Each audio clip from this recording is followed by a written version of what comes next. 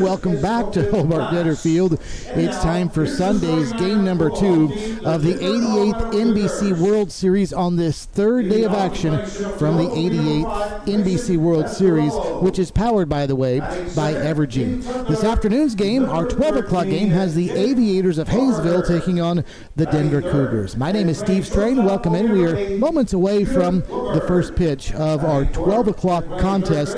The first game today pitted the TBT Ballers against the Waco Winners, and TBT all over Waco in that one. They won via the mercy rule after 7 innings. The score was 8-0 TBT with the victory. So TBT now 1-1 in pool play in this NBC, while the Waco Winners are 0-2. Ironically, the Winners are winless so far. Hayesville and Denver also lost their opening round games on Friday. So these two teams, like the first two teams we saw earlier today, both looking for that first win of this NBC World Series in 2022. Hayesville is going to be the visiting team for our 12 o'clock game, so let's run down the Hayesville Aviator starting lineup. Paul Whitman will lead off. He'll be in center field. He'll be followed by shortstop Trent Maloney, who bats second. Batting third, Tommy Davis. Davis is the designated hitter. Hitting cleanup for Hayesville is Trey Bigford. Bigford is in right field. Jalen Hill bats fifth. Hill is at third base. Batting sixth, Cade Baker. Baker is the catcher. Drake Gerard bats seventh. Gerard is at first base. Batting eighth, Chance Pollard. Pollard is in left field. And batting ninth, Isaac Davila. Davila is the second baseman. Again, the lineup for Hayesville: Whitman, Maloney, Davis, Bigford, Hill, Baker, Gerard, Pollard, and Isaac Davila. And on the hill for the Hayesville Aviators will be Arturo Ramirez. Now the starting lineup for the Denver Cougars looks like this. Mason Pastorella will lead off. He'll be in center field. He'll be followed by left fielder Jake Gauberger. Judah Wilbert bats third. He's at short. Jack McLaughlin will bat fourth. He's the third baseman. Seth Lucero bats fifth. He's at second base. Zeke Minnick bats sixth. Minnick is at first base. Will Brassel bats seventh. Brassel is behind the plate. Caesar Galvan bats eighth. He's the designated hitter. And batting ninth for Denver, Aiden Welsh. Welsh is in right field. Again, the lineup for Denver: Pastorello, Gauberger, Wilbur, McLaughlin, Lucero, Minnick, Brassel, Galvan, and Welsh. And on the hill for the Denver Cougars is Jeremiah Scott, who is going through some of his warm-up tosses right now, as he is the starting pitcher for Denver. And Denver is going to be, again, the home team in this afternoon's game. Denver lost 1-0 to San Diego Friday night in a wild game that went some 15 innings, it was 3-2, and their record is 0-1, but that was a 15-inning game that Denver lost 3-2, while Hayesville played Santa Barbara Friday night and lost 6-0. So here we go on a sunny, warm Sunday afternoon from Hutchinson, Kansas. Denver and Hayesville, and it's a right-handed pitcher, left-handed batter matchup to get us started. And Jeremiah Scott's first offering comes in at 11:57 Central Time with a temperature of 85 degrees. And the first pitch is a ball, 1 ball and no strikes. Scott ready again and delivers a strike to Whitman. 1 ball and 1 strike. Denver, as the home team, is wearing whites. White jerseys, white shorts with black sleeves coming out of the white jersey. White caps with black bills as well. As Paul Whitman rips one down the right field line, hooking, foul, and out of play. Got a good piece of that one, did the left-handed hitting Whitman, but out in front of it, and the count's 1 ball and 2 strikes. Hayesville is wearing dark blue jerseys with red, white, and blue letters on the front. White numbers on the back of their dark blue jersey, trimmed in red. Dark batting helmets as well. White pants for the Hayesville Aviators. A swing and a miss. Down goes Whitman swinging. Good off-speed pitch that time by Jeremiah Scott, and the game starts with the Paul Whitman strikeout and 1 away.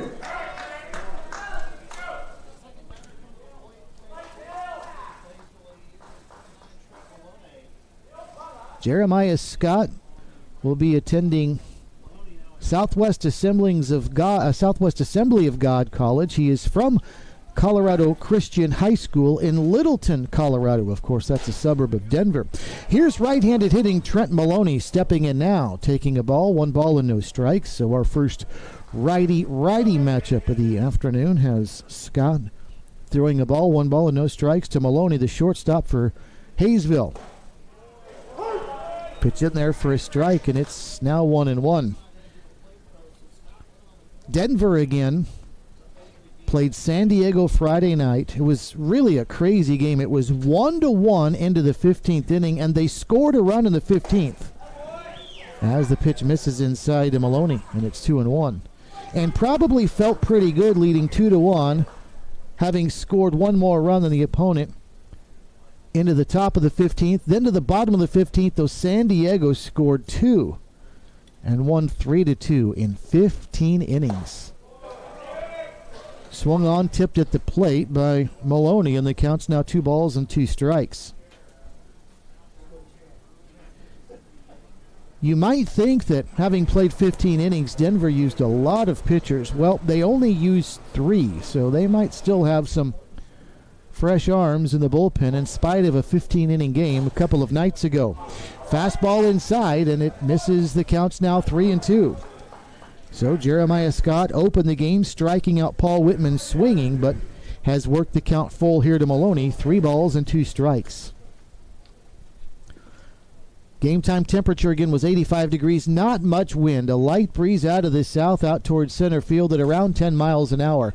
The full count offering is outside, ball 4, and Trent Maloney draws the 1-out walk. Solo runner at first base, 1 away for the designated hitter, Tommy Davis. Haysville's game on Friday night did not quite have the drama. They lost to NBC World Series force Santa Barbara 6-0. Haysville went 14-16 on the season in the Sunflower League. They finished in 6th place, but here they are in the NBC now trying to make some noise. The first pitch to Tommy Davis is in tight for a ball. 1 ball and no strikes, and that's a couple of times now right-handed hitters have had to bail out of the way of a Jeremiah Scott offering. Scott a bit opposing out there on the hill. He is 6 feet 4 inches tall. 1 ball and no strikes. He's working from the stretch here. There goes the runner. The pitch is swung on and driven high and deep to left field. This one is back, and this one is out of here. A 2-run homer for Tommy Davis gets the scoring started. It's 2-0. Haysville has the lead.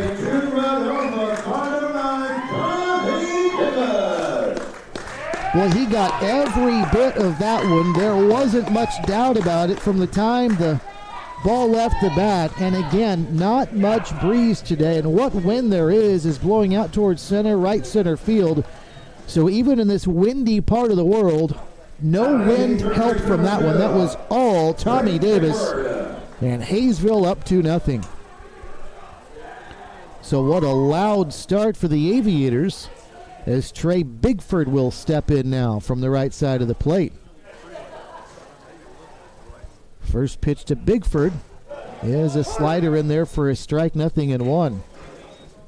It was funny because Haysville had the hit and run on. Trent Maloney was running on the pitch, but he didn't need to move a muscle because Tommy Davis did all the muscle work with a long, loud home run to left. 2-0 Haysville. Next pitch foul, back to the screen, 0-2 to Trey Bigford, the right fielder and right-handed hitter for the Aviators. Jeremiah Scott set, delivers another slider. That one inside. Did it hit him? It did, I believe. And actually, no. Bigford is staying at the plate. I thought the home plate umpire motioned it hit him, but that's not the case. Brian Solier is behind the plate. Lance Vaughn is at first base. The third base umpire is Robert Dickinson. And those are your 3 umpires on this warm but nice Sunday afternoon for baseball in Hutchinson at the 88th NBC World Series. A ball and 2 strikes, and the pitch swung on and missed, and Trey Bigford now a strikeout victim, and 2 away. So it's been feast or famine for Jeremiah Scott so far. He's got 2 strikeouts swinging, but sandwiched in between those, a walk, and a home run. So Jalen Hill will step in now, the third baseman for Hayesville.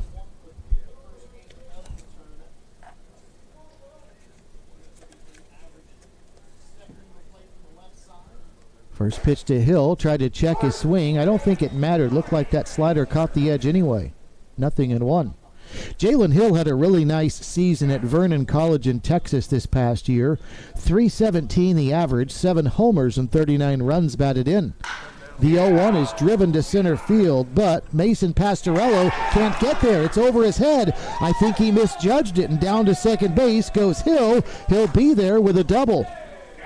Well, that one was really well struck on a line, but it looked like Pastorello was going to have a beat on it. Then all of a sudden, maybe he just misjudged the trajectory, and it ends up sailing over his head. And a 2-out double means that Hayesville may not be through here in the top of the first inning.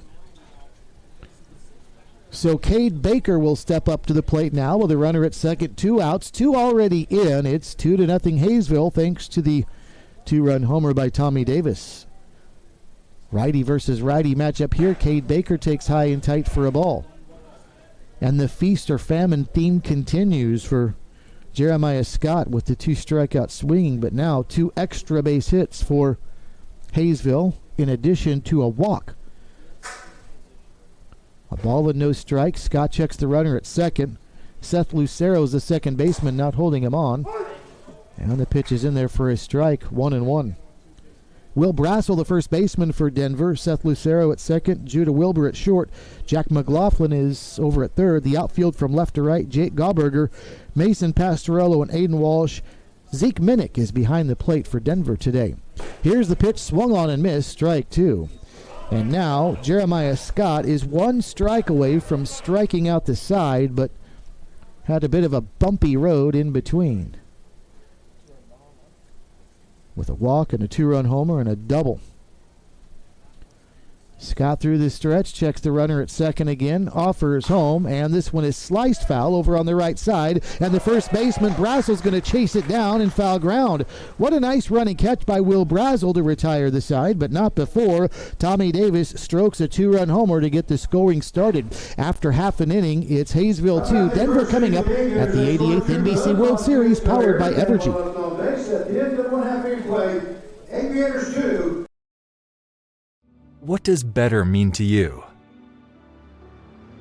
Better is personal. Better is community. Better is connection.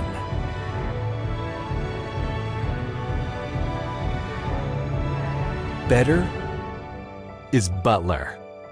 Butler Community College. Ready for better. At Evergy, seeing energy differently starts with thinking differently about its impact and then committing to doing better every day. As we continue to expand our investment in renewable resources, capturing more wind, gathering more sunshine, we're able to generate power that's cleaner and provide it to you more affordably.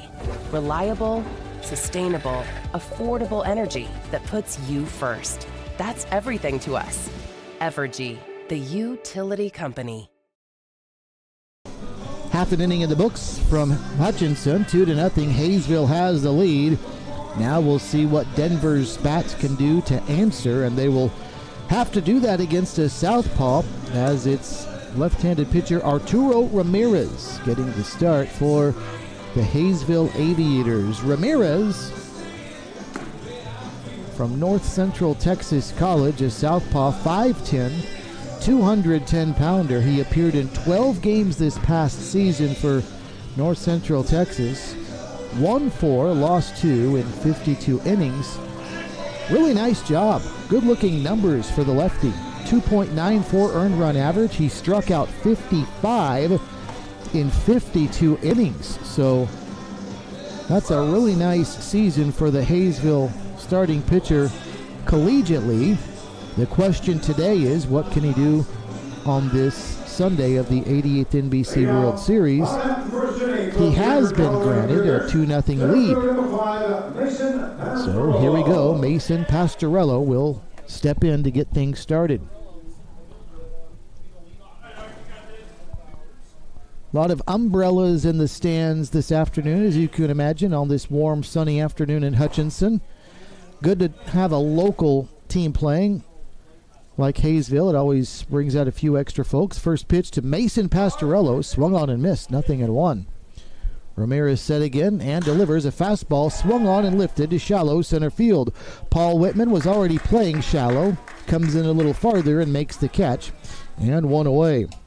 Drake Gerard is the first baseman for Denver. Isaac Davila's at second. Trent Maloney's at short. Trey Bigford at third. The outfield from left to right, Chance Pollard, Paul Whitman, who just made that play, and Jalen Hills in right. Cade Baker is behind the plate with Arturo Ramirez out on the hill.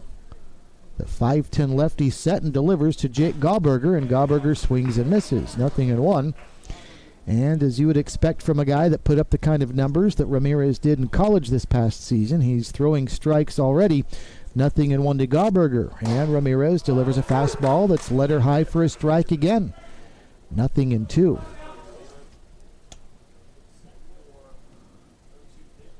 Ramirez checks the sign from Baker. Set and delivers, and strike three called at the knees. Gauberger, I think, thought that was low, and he's caught looking for the second out of the inning. So 2 quick outs now for Judah Wilbur.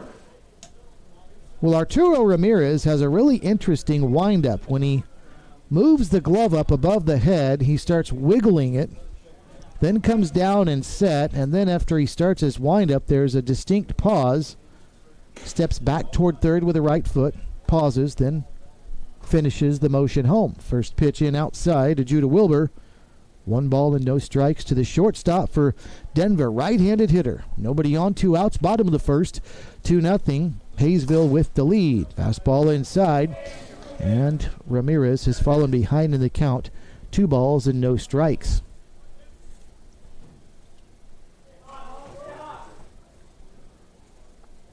Ramirez set and delivers the 2-0.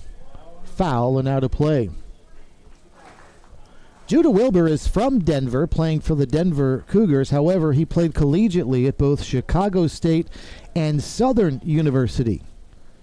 Hit .234 for Southern with a home run and 18 runs batted in 2021. Swings and fouls this one back to the screen. And the count is 2-2. So Judah Wilbur has gone from being a Southern University Jaguar to a Denver Cougar. 2 balls and 2 strikes. Nobody on, 2 outs. Bottom of the first. 2-0 Hayesville with the lead. And Ramirez delivers a fastball away. And the count's now full at 3-2. Jack McLaughlin, the cleanup hitter for Denver, waits on deck. Ramirez takes a deep breath, goes through the line, and delivers down low. That one bounced in, and ball 4. So after showing some really good command to the first 2 hitters, Ramirez gets a little out of control there and gives up a 2-out walk. You can tell he's frustrated because he just picked up the rosin bag behind the rubber and threw it up into the air and caught it aggressively 3 times.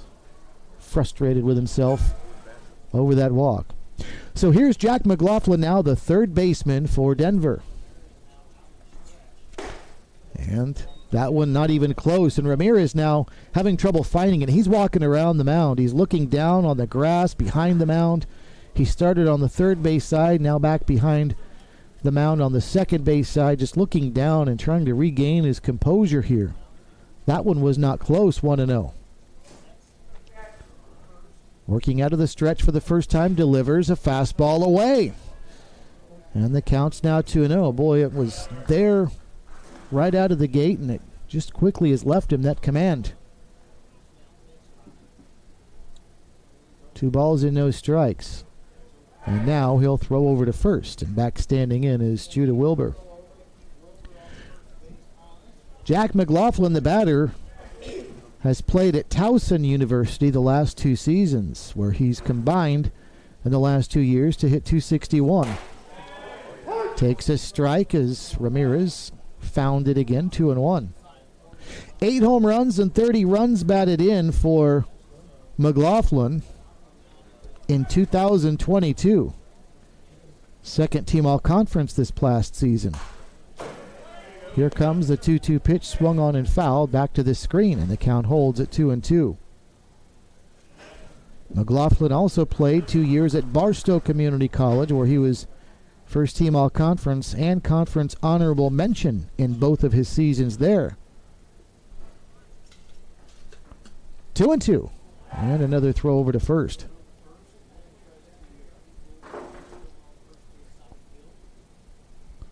Jack McLaughlin is from Golden, Colorado, the home of Cougars Brewing Company.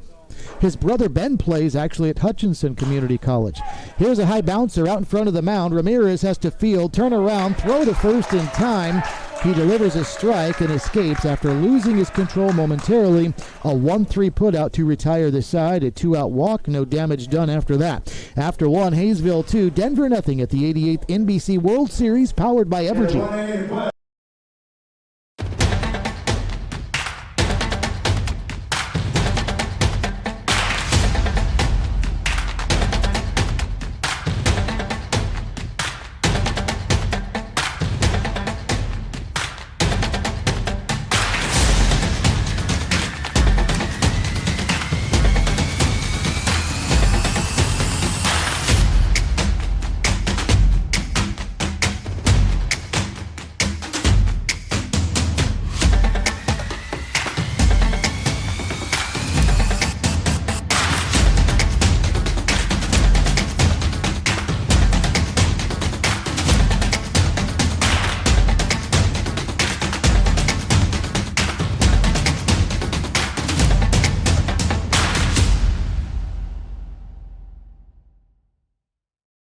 Everyday heroes take the Safe Digging Pledge. We'll wait 2 full working days before digging. I'll use soft digging techniques in or near tolerance zones. I'll make sure underground facilities are marked before I... One in the books from our noon game here at Hobart Detter Field. 2-0 Hayesville with the lead. Aviators back at it again. Drake Gerard starts hitting number 2 and swings and misses at the first offering from Jeremiah Scott. 0-1. 2 runs, 2 hits for Hayesville in the first inning. The 2-run homer from Tommy Davis, the big blow. Scott delivers the 0-1 and a slider misses down and away. 1 ball and 1 strike.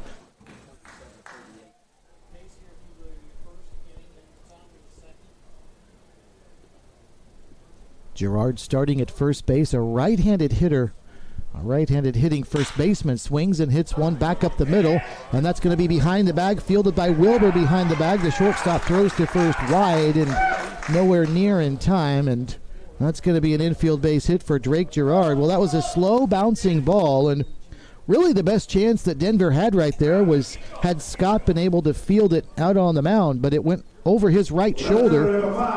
Wilbur, from his shortstop position, had to charge in toward the mound, and by the time he got there, he would not have made the throw in time, not to mention the throw was up the line at first base. So an infield hit for Drake Gerard. That's the 3rd hit of the game for Hayesville. And here's left fielder Chance Pollard taking a strike, 0-1. Pollard, a right-handed hitter, and left fielder for the Aviators. He's showing bunt here. The slider, though, down and away. Good stop behind the plate by Minnick. Minnick had to get down, scoot to his right to keep that one from getting by him. Chance Pollard trying to bunt here, but also has very good speed. Stole 26 of 29 bases in 2021 at Lake Sumter College. That was 45th in the nation. Showing bunt here. It's a good one. Up the first base side. The only play will be to first, and it's a throw that bounces in on an underhand toss. But Pollard is retired 1-3. I think that slipped out of the hand of Jeremiah Scott. He was just trying a routine underhand toss to first, but all of a sudden the ball bounced on its way to first, as if maybe Scott lost control of the baseball on the underhand toss. It worked out for him nonetheless. 1-3 on the sacrifice, but Pollard does the job to get the runner over to second base. So a runner at second, 1 away for Isaac Davila, who takes a strike, 0-1. Davila, right-handed hitting second baseman for the Haysville Aviators.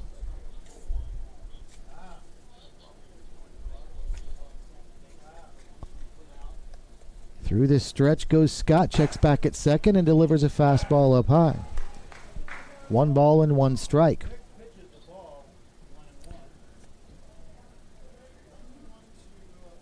Haysville with 2 in the first and already a runner in scoring position here in the second inning. Scott checks back at second for a long time and delivers home, and a changeup hit the batter Davila, and he'll head down to first base. Well, Scott really took something off that right there, but it did not work out well. That was either a poorly located changeup or a slider that never slid. And it came in and plunked Minnick on the left arm, and now runners at first and second. To make matters worse for Denver, that's going to flip it back to the top of the order with Paul Whitman. So that was the number 9 hitter in the order that was hit by Scott. And now here's Whitman stepping in with runners at first and second.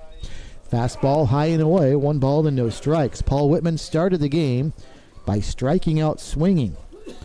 Got a chance here to do some damage with runners at first and second. 1 out. Top of the second inning. Haysville up 2-0 and looking for more. Infield for Denver, looking for a double play here. As the pitch is down and away, 2 balls and no strikes. Paul Whitman is attending West Texas A&M University in Canyon, Texas, but he is from Germany. I hope I'm pronouncing this right. Tegernheim, Germany is what it looks like. Tegernheim, perhaps. Outside edge, a fastball, a strike, 2-1. And he had quite a season at West Texas A&M this past season. Hit .342 with a homer and drove home 19 runs. Had 7 doubles and also a couple of triples. Through the stretch goes Scott. Checks back at second. Nobody holding the runners on, and the pitch is up high for a ball. And the count's now 3-1, and Jeremiah Scott now is in danger of loading the bases. He is 1 ball away from walking them full, and still only 1 out here in the inning. Through the stretch he goes, looks back at second again. Once, twice, now delivers home, and a swing and a miss. And the count's now full at 3-2. Paul Whitman is the first true freshman to start at West Texas A&M on opening day, and he did that this past season, in 10 years. So he really burst onto the scene down in Canyon, Texas. Full count here, 3-2, with runners at first and second, 1 out. Top of the second, Haysville up 2-0. The pitch to Whitman. He pokes one out to short, and a line drive is caught, and a double play at second base. As Wilbur caught the double play, and off the bag too far was Gerard. He's doubled up 6-4, and just like that, the potential rally comes to a close. And after 1.5 innings, it's Haysville still up 2-0. This is the 88th NBC World Series, powered by Evergy.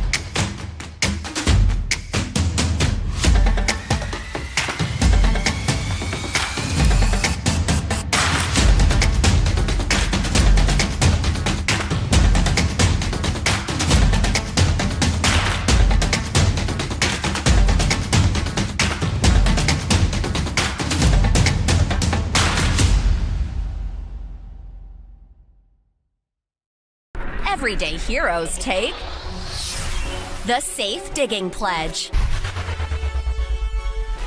We'll wait 2 full working days before digging. I'll use soft digging techniques in or near top. The NBC World Series, powered by Evergy, is brought to you by Butler Community College. Enroll now at butler.edu, and by Evergy, reliable, sustainable, affordable energy that puts you first. All right, here we go. Bottom of the second inning, and it's 2-0. Hayesville with the lead, and somebody has just been in violation of the time restrictions. I'm not sure if it's the pitcher. I think it is. Arturo Ramirez has just been issued a ball because he was not ready to throw when the between inning clock expired. So the first actual pitch to Seth Lucero is swung on and fouled back to the screen, but the count is 1-1 because Ramirez did not deliver a pitch when the in-between half-inning clock expired. So it's 1-1. Lucero swings at the second offering and lifts it to shallow center field. Paul Whitman drifts a little bit over to his right and makes the catch, and there's one away. If you're not familiar with that, just to keep up the pace of play and keep games on time, there is a timer between innings, and if that timer expires and the pitcher is not ready to throw, he's charged with a ball. If a hitter is not ready to hit when the timer expires, he is charged with a strike. So everybody's got to be ready when that timer expires to start play again. And Ramirez, the pitcher, was not.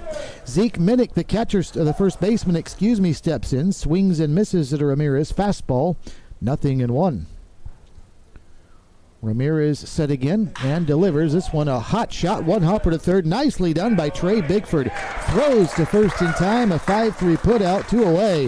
What a nice job over at the hot corner by Bigford, and that's the reason they call it the hot corner, is that was a hot shot, but Bigford showed some good reflexes there, and 2 very quick outs for Arturo Ramirez here on the bottom of the second inning. So here's Will Brassel now, stepping in from the left side of the plate. And he swings and misses at a Ramirez offering, and it's 0-1. Ramirez back to the form he had early in the bottom of the first inning, throwing nothing but strikes. And that one a little bit low. 1 ball and 1 strike.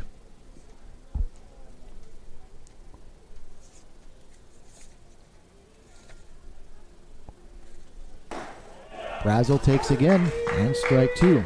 Will Brassel is from Broomfield, Colorado. Heading to the University of Mary out in California. He's already got some time under his belt at Scottsdale Community College in Arizona as he fouls this one back and out of play. 1 ball and 2 strikes. Will Brassel is catching right now, but he also has a pitching background. Pitched in 15 1/3 innings at Scottsdale Community College. Went 0-1. That was in 2021. Takes the ball 2-2, and now the 2-2 offering. Tried to check his swing, and apparently he did. The pitch looked pretty good to begin with, but it was called a ball, and they say he did not go around. That's according to Robert Dickinson down at third. So now the count is full. 3 balls and 2 strikes, 2 outs. Bottom of the second inning. Hayesville leading 2-0. And Ramirez trying to retire the side in order. Here's the pitch. It's chopped up the first base side. Going to be a tough play. First baseman Gerard is going to toss to the pitcher covering, and they got him. A 3-1 put out. Nice job by Ramirez, as much as anything, to field his position over at first. Get there in time for a 3-1 put out, and indeed the side retired in order. After 2, Hayesville 2, Denver 0 at the 88th NBC World Series, powered by Evergy. When deciding on energy for your home, there are wants and there are needs. You want it to be good for the environment, but you need it there when the weather gets bad. You want it to save energy, but it has to be affordable too. Thankfully, you don't have to make a choice. It's natural gas. Spirit Aerosystems is where flight begins. It's where decades of aviation innovation fuels the aerospace industry. It's where the world's largest aircraft structures take shape and where they take flight for the first time. At Spirit, we design and build the foundations of flight. Here you can build with your hands and design with your mind. We're looking for talented individuals, including skilled manufacturing employees, to join our Wichita team. At Spirit Aerosystems, flight begins with you. Ready for the third inning from Hobart, Detterfield, and Hutchinson. It's the Haysville Aviators who have drawn first blood. 2-0, a 2-run homer by Tommy Davis in the first inning. Now, 2 innings later, Davis will get a chance to bat again, but first, Trent Maloney, the shortstop, will get things started. And the first pitch from Jeremiah Scott misses high for a ball, 1 ball and no strikes. Maloney walked back in the first inning, then was on base when Davis hit that long home run to left field. Representing the game's only 2 runs so far. Now Maloney rips one into right center. That's down. That'll be a base hit. He's going to round first. He's not going to stop there. Motoring to second, a feet first slide, and he's out. What a job out in the outfield as Maloney is retired, trying to stretch that base hit into a double. So he rolled the dice, and the gamble did not pay off. That was Pastorello in center field with the 8-3 putout for the first out of the inning. So here's Tommy Davis to step in now, and he rips one into center field. That'll be a base hit. And now Trent Maloney, who you can't fault his aggressiveness, but probably is over in the dugout shaking his head. He'd be at second base anyway after that hard-hit single by Davis. How about the start for Tommy Davis, though? 2 hard-hit balls, a home run to left, and a 1-out single to center here in the bottom of the third inning. The other thing about these Hayesville hitters, they are wasting no time on Jeremiah Scott. They've gone one time through the lineup, and they seem pretty confident. Here's Trey Bigford, a strikeout victim back in the first inning. And he is first pitch swinging. Good rip at that one, but sends it back to the screen. 0-1. To Bigford.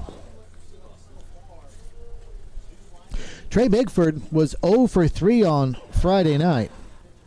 Again, Hayesville lost to Santa Barbara 6-0. He also struck out 3 times. There goes the runner. The pitch down and in. The throw down to second base. The tag a little late. And a stolen base for Tommy Davis. Boy, Tommy Davis is already starting to fill up the scorecard.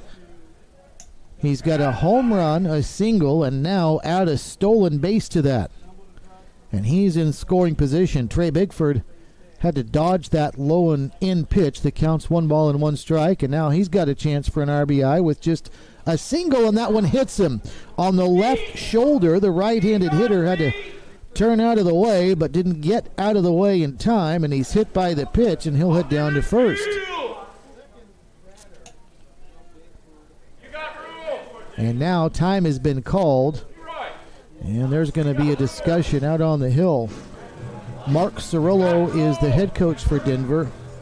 Mark Lashansky is the assistant coach, and there is activity down in the Denver Cougar bullpen as well. So Jeremiah Scott having some trouble here in the third inning. And it looks like Augustine Sanchez is the left-handed relief pitcher down in the bullpen for Denver, taking some warm-up tosses. So Sanchez getting ready, as it's been a dicey start for Jeremiah Scott so far. Don't forget, Trent Maloney led off with a single, and he could easily be down at third base had he not tried to stretch that single into a double. But again, can't fault a guy for being aggressive, but instead it's first and second, 1 away. Here's Jalen Hill, the third baseman, from the left side of the plate. And Hill sends one out into right field. That'll be a base hit. They're going to wave Davis around third. Here comes the throw to the plate. It's up the line and late. And down to second base on the throw is Hill. With an RBI single, it's 3-0. Hayesville has the lead. Well, that was a softly hit line drive to right field, and it probably benefited Tommy Davis as much as anything. It took a while to get to Welsh in right field, and so Davis came home easily. Down to third goes Bigford, and advancing to second base on the throw home is Jalen Hill with the RBI single.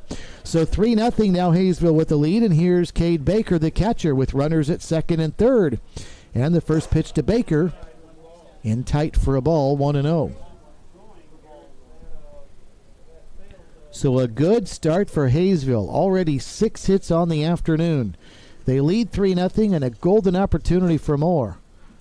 And a big rip and a miss at an off-speed pitch, and the count is now 1-1 strike.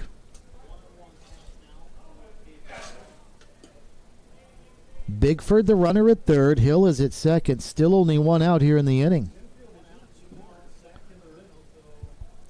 Scott working from the windup now and delivers a fastball way outside. And the count's 2 and a strike.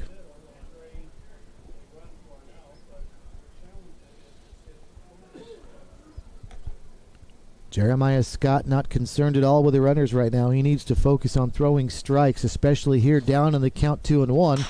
And it's going to be a soft little one-hopper out to short. They're going to try to get the runner at third, and they do. But the runner from third comes home. So 6-5 on the putout. Hill is out over at third for the second out of the inning. But Bigford does come home to score.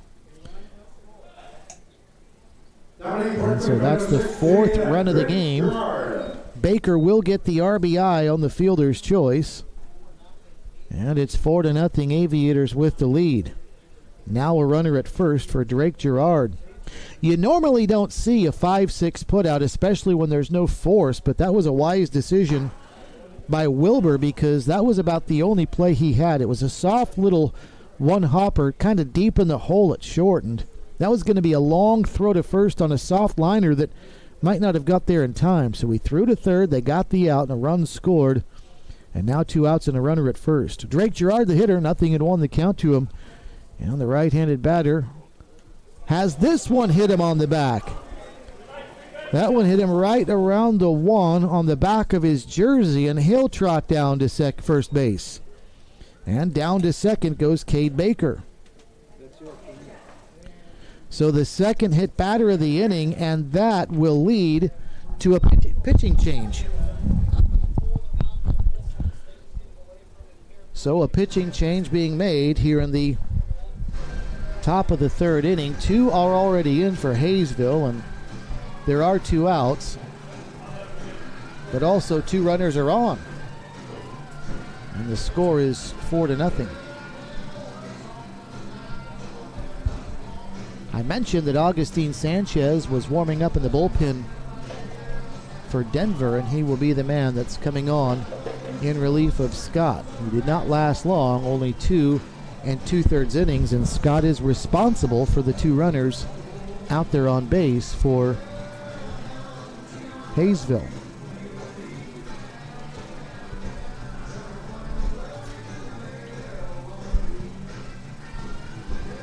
Augustine Sanchez is a lefty out of Arvada, Colorado. He is undecided on his college, and right now he's focused on this situation here that has 2 runners on and 2 outs here in the inning.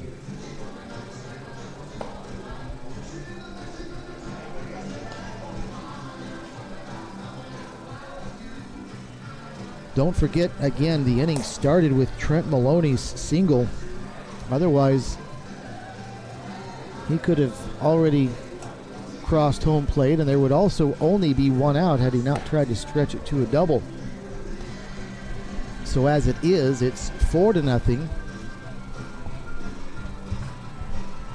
Hayesville's got the lead as Augustine Sanchez goes through some final warm-up tosses. He's 6'1", 200 pounds, out of Arvada, Colorado, suburb of Denver. As you can imagine, quite a few Colorado kids on this Denver Cougars roster, and right now they're going to have to play some catch-up. Number 18, Agustin Sanchez. Chance Pollard will be the batter for Hayesville once we resume. Each in the faith, here for the life of your home.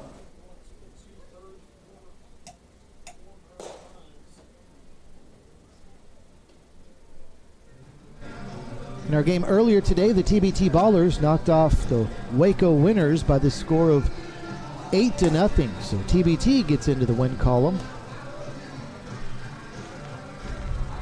Had a couple of Texas teams doing battle in our 9 o'clock game.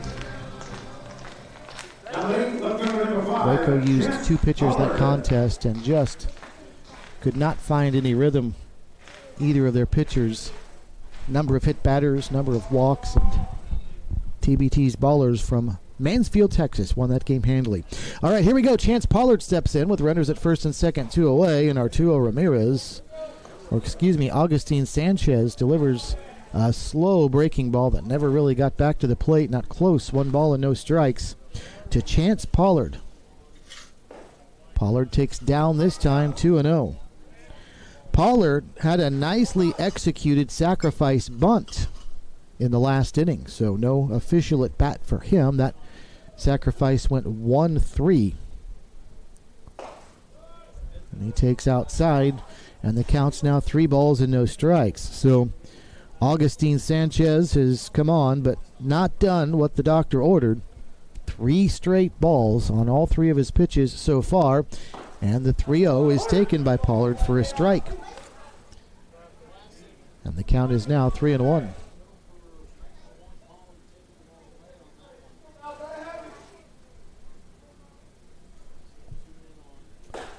Big swing and a miss. And now 3-2. Chance Pollard sat out this past season at Stetson University due to a wrist injury. He started his collegiate career at Wallace Community College in Alabama in 2020. Of course, that was the COVID year and only played in 16 games. A big swing and a miss here. He strikes out swinging, and down he goes, but a couple more score for the Aviators in the inning as Hayesville also strands 2. And after 2.5, it's Hayesville 4 and Denver nothing at the 88th NBC World Series powered by Evergy. When deciding on energy for your home, there are wants and there are needs. You want it to be good for the environment, but you need it there when the weather gets bad. You want it to save energy, but it has to be affordable too. Thankfully, you don't have to make a choice. It's natural gas. Spirit Aerosystems is where flight begins. It's where decades of aviation innovation fuels the aerospace industry. It's where the world's largest aircraft structures take shape and where they take flight for the first time. At Spirit, we design and build the foundations of flight. Here, you can build with your hands and design with your mind. We're looking for talented individuals, including skilled manufacturing employees, to join our Wichita team. At Spirit Aerosystems, flight begins with you. Well, Arturo Ramirez steps out onto the mound and sees his lead double since the last time he was out there. Is 2 more score for Hayesville in the top of the 3rd inning. So as we head to the bottom of the 3rd inning, it's 4-0. Hayesville with the lead. The NBC World Series powered by Evergy is brought to you by Burns & McDonald, honored to serve the city of Wichita and municipal utilities across the nation, and by Kansas Gas. Kansas Gas Service encourages you to be a dig hero by calling 811 2 full working days before any digging project. First pitch to Cesar Galvan is a strike, 0-1.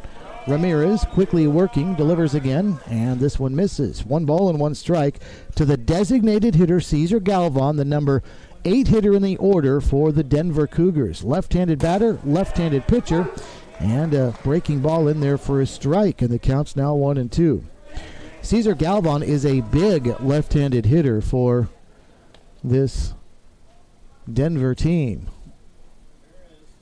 And he has a big swing at this one, rips one the other way, fair, just inside the line, down and left. It's going to roll around to the corner, and Galvan's going to head into second base with a leadoff stand-up double. Boy, for a big lumbering left-handed hitter, he showed a good swing that way, the other way, and it shot right down the left field line and landed about a foot inside the line, and Galvan gets the 3rd inning started for Denver just the way they needed by getting aboard with a double. So he's down at second base for the right fielder, Aiden Welsh. First pitch to Welsh is in there for a strike, 0-1. So 4-0 is the score, and now it's time for Denver's Cougars to see if they can start chipping away. Swing and a miss by Welsh, and the count is 0-2. He's quickly down in the count. Aiden Welsh just graduated from the Haverford School in Wayne, Pennsylvania. That's high school, so he is about to embark on his college career. Tried to check his swing there, and he did not. And down he goes.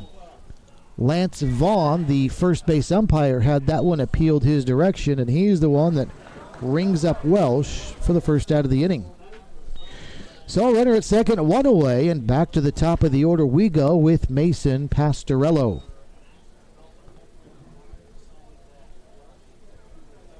Through this stretch goes Ramirez, and this is a bunt up the third baseline, but it's going to land foul.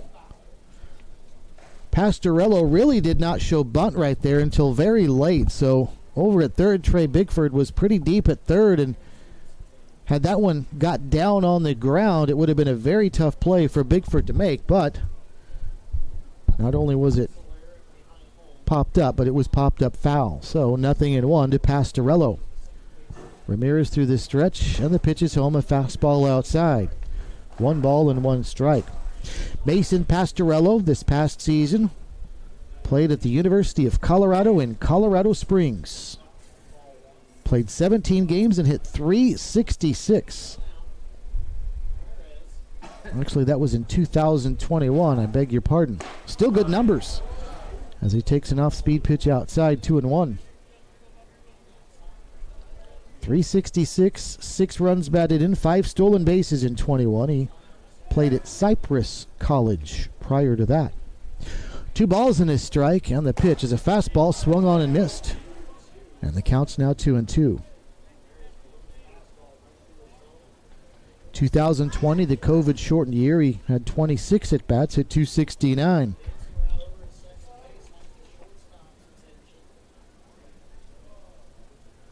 Two and two. Ramirez stretches, delivers, and a pitch swung on and missed. Strike 3. A fastball down and in, and down goes Pastorello. So after a leadoff double, Arturo Ramirez has bounced back with a strikeout, both to Aiden Walsh and Mason Pastorello. Runner at second, 2 away. And now Jake Gauberger, the left fielder, will step in. Gauberger was caught looking back in the first inning. And Ramirez delivers a fastball up high. 1 ball and no strikes.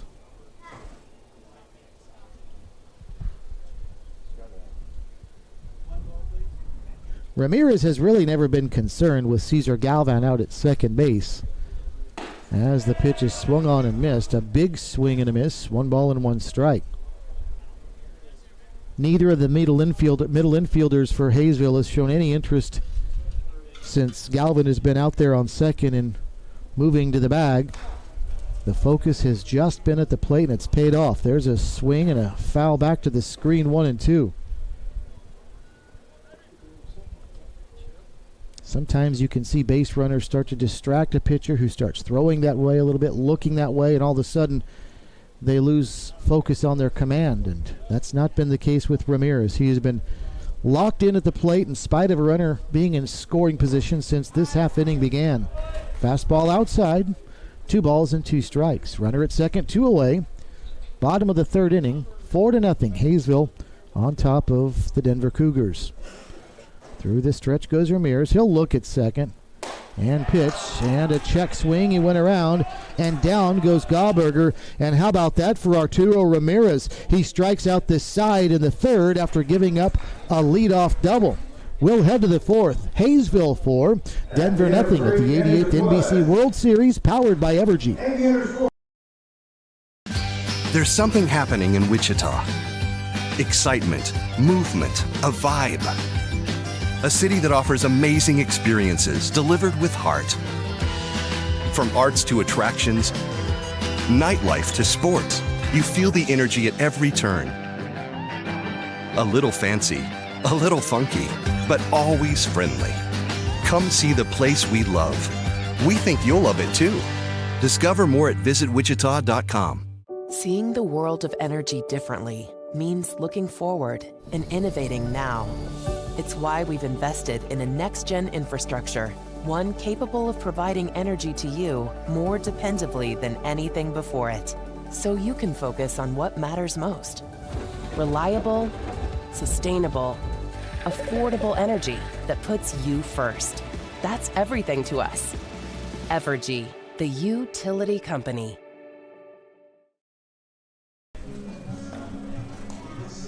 On to the fourth inning from Hobart Detter Field in Hutchinson, Kansas with this 88th NBC World Series powered by Evergy. 4-0, the Hayesville Aviators on top of the Denver Cougars. And Isaac Davila will get things started for Hayesville here in the top of the fourth. Davila, the number 9 here in the order for the Aviators, then back to the top of the order with Paul Whitman and Trent Maloney. And the timer goes off right as the first pitch is being made. We talked about that in between inning timer earlier, and the home plate umpire Brian Solier said no pitch. So nobody's been charged with an infraction. We'll just wind up and try it again. And Davila's going to bounce one over to short, fielded, and a nice play there by Walker. He'll throw to first, and what a nice play over at short by Walker, and now he's down and he's hurt. The put out was made 6-3, and Walker is down. Jack McLaughlin, the third baseman, moved to his left. He couldn't get there in time. Walker was behind him, backing him up, and he scooped it up and had the backhand, then it threw across his body, and he ended up getting that throw there in time. Beautiful play. However, Wilbur is still down and hurt. So he is down and trying to get his faculties about him again. He may have collided with the third base umpire, Robert Dickinson, because he was moving in that direction. After he threw, my focus moved over towards first. I'm not exactly sure what happened, but Wilbur made a great play, and right now he is shaken up, and hopefully he'll be all right. But it was a really nice play over at first and a put out that goes 6-3 for the first out of the inning.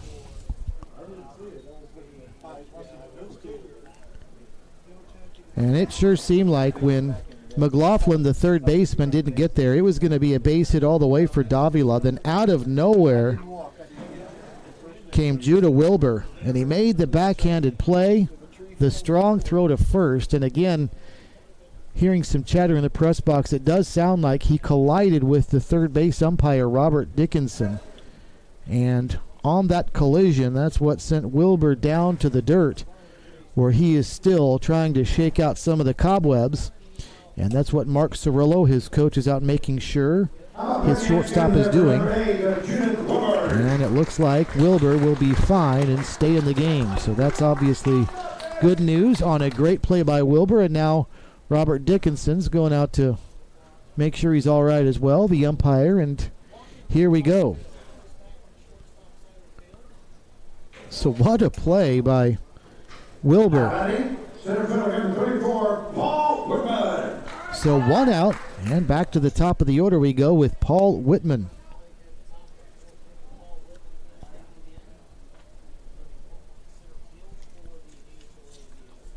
In a game where Denver is down 4-0, and they were held scoreless Friday night, that is going to be one of the real highlights of this tournament, although hopefully not at the expense of Wilbur's health. He is still walking around looking like he's in a little bit of pain. First pitch to Paul Whitman, is a strike. A ball, 0-1, now a strike, and the count's even at 1-1. So nobody on, one out. Top of the fourth inning as Whitman swings and sends this one back over the screen. 1 ball and 2 strikes.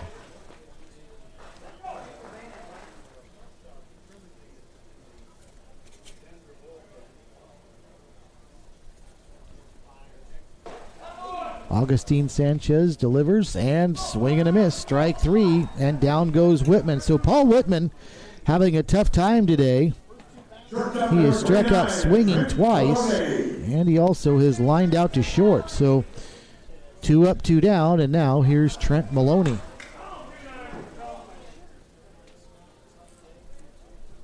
Maloney has walked and singled, so he is 1 for 1 on the afternoon. Augustine Sanchez delivers a ball low, 1 ball and no strikes. Sanchez came on in relief in the last inning, and now is 1 out away from retiring the side in order. And he delivers a strike on the outer edge. 1 ball and 1 strike to Trent Maloney.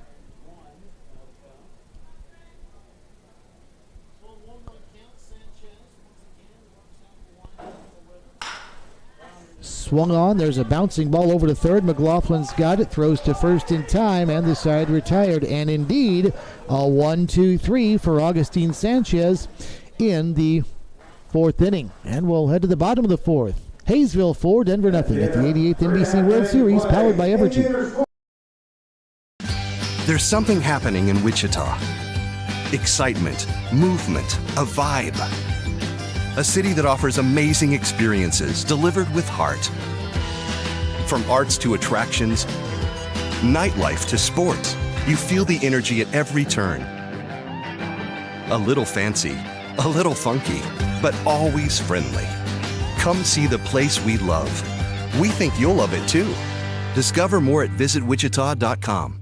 Seeing the world of energy differently means looking forward and innovating now. It's why we've invested in a next-gen infrastructure, one capable of providing energy to you more dependably than anything before it, so you can focus on what matters most.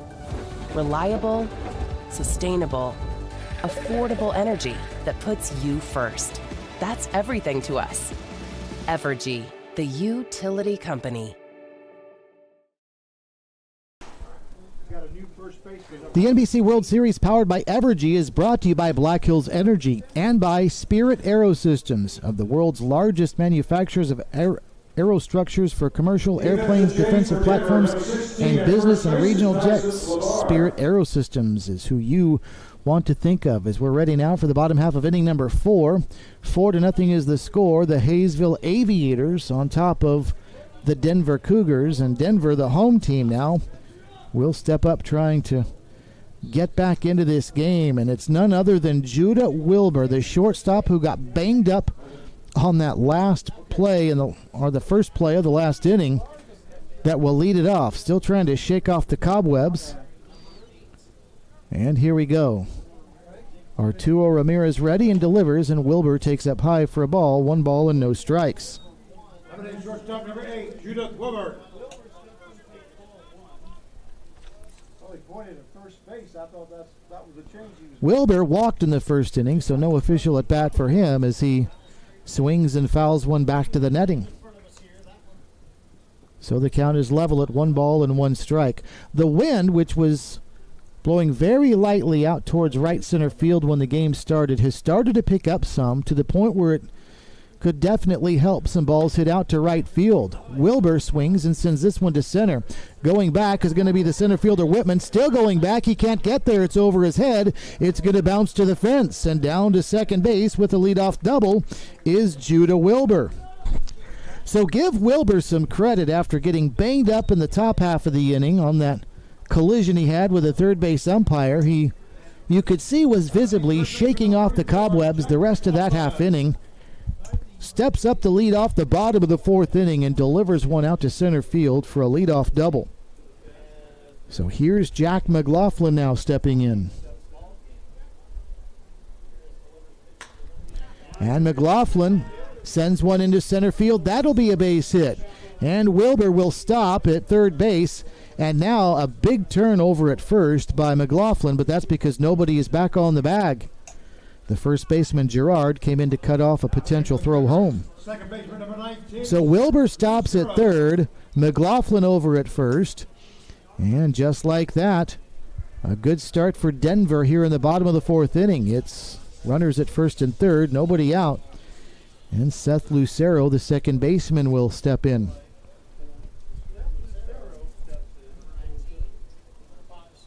So Lucero is in. Arturo Ramirez working from the stretch now with runners at the corners. And Lucero sends one to first. They're going to try to get two. They go to second for one. That's all they'll get. So a 3-6 force out at second base, but an RBI for Lucero. And the run scores home from third. That's Wilbur. And Denver is on the board now. It's 4-1. Boy, that was a tricky play right there by Drake Gerard as he fielded that hot shot. Probably had a chance to throw home, but he was trying to get two, which certainly Hayesville would have taken. So he fired down to the shortstop Maloney covering the bag at second and almost threw it into left field. Maloney had to reach up, catch it, and then come back and step on the bag.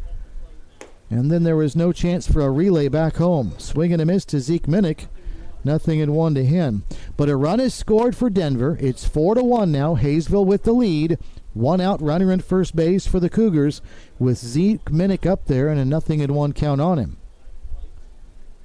Minnick grounded out to third his first time up and swings and fouls one back to the screen, and he's quickly behind in the count, 0-2.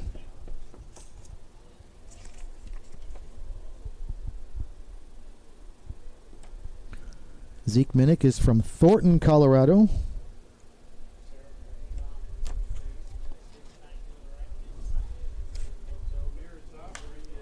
And he swings and sends this one foul back and out of play.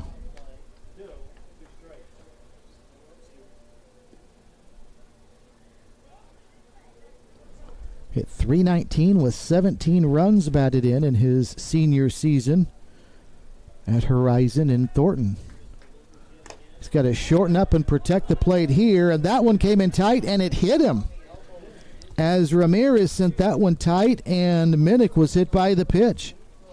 So he will trot down to first base and send Lucero up to second base.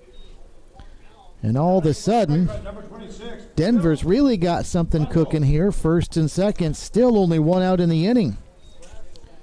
And that'll get the catcher Will Brazel up to the plate now.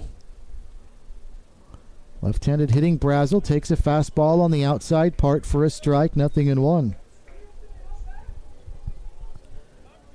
Brazel bounced back to Arturo Ramirez in the second inning. Ramirez checks the runner at second. The pitch swung on and lifted high into shallow right center field. Well, this one's got a little carry to it. Now drifting back is going to be Jalen Hill. He'll make the catch, and it turns out being enough to send the runner down to third. Well, that looked like a fairly lazy fly ball to right field, but it had some carry, and again, that's the direction the wind is blowing, and it gave it a little extra push, enough for Lucero to advance from second to third base. So two outs now, runners at first and third for Caesar Galvin. Galvin stroked a double down the left field line to lead off the last inning, his last time up. And he bounces one on a couple of hops over to first here. Gerard's there, shorts hops the second bounce, steps on the bag, and the side retired. So Denver ends up with one, but they leave a couple in the bottom of the fourth inning. We'll head to the fifth. Hayesville 4, Denver 1 at the 88th NBC World Series, powered by Evergy. Thinking about starting your next home improvement project? Make sure you call 811 before you dig. Once you call 811, wait a few days for the utilities to mark your yard with paint or flags so that you don't unintentionally dig into an underground utility line. Hitting a buried line can disrupt your neighborhood's utility service, cost money to repair, or cause serious injury or death. Southern Star asks you to protect your community. Dig safely. Call 811. Hi friends, Phil Nightingale, General Manager of Mel Hamilton Ford. Are you looking for a pre-owned car, truck, or SUV? Something dependable, something you can count on? Then look no further. With the largest selection of certified pre-owned vehicles in the state, we know you can find what you're looking for. Not looking for a Ford? No problem. Mel Hamilton Ford offers a wide selection of other vehicles. Kia, Toyota, Chevy, Dodge. Every payment, every price. Let our experienced sales team find the perfect vehicle just for you. Mel Hamilton Ford, taking care of customers since 1984. Experience the difference.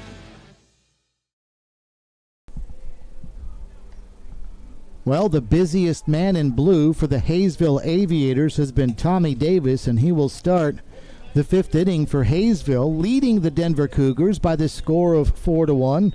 Davis, then Trey Bigford, and Jalen Hill. So it's 3, 4, and 5 in the order for the Aviators, trying to add to their 3-run lead. And a big reason why they're up 3 is this man, Tommy Davis, who had a first inning 2-run homer.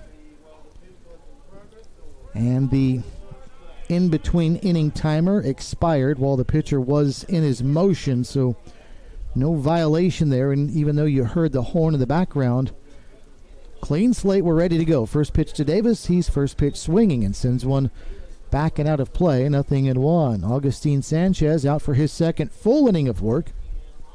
He came on in the third inning in relief after Jeremiah Scott, who was really fighting with it. Fastball outside on the next pitch, and the count's 1 strike to Tommy Davis. Davis has a home run, 2 runs batted in, but that's not all. He's also singled, stolen a base, and scored twice. Big swing there, and fouls one back to the screen. And the count is 1-2 still. The designated hitter for these Hayesville Aviators, Tommy Davis, with a big afternoon so far. Here's the 1-2, and he sends this one on a couple of hops out to short. Judah Wilbur is there, throws to first, and for the first time today, Tommy Davis is retired. A 6-3 put out, there's one away. And that'll get right fielder Trey Bigford up to the plate.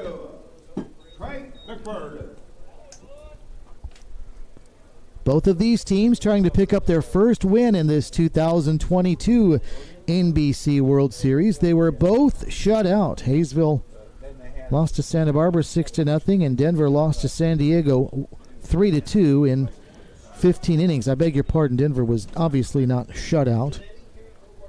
They lost 3-2.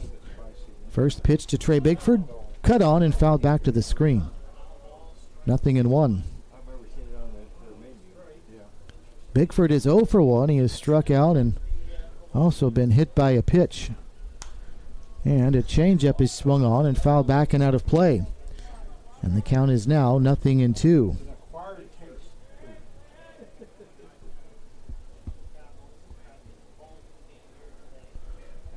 Trey Bigford played collegiately at Cameron University in Oklahoma. He played there in 2018 and 19. As he slices one foul, this one's going to get out of play. And the count is still 0-2. He played at Cameron in 2018 and 19 and hit .252 in his career with a couple homers and 32 runs batted in. He also had 3 pitching appearances.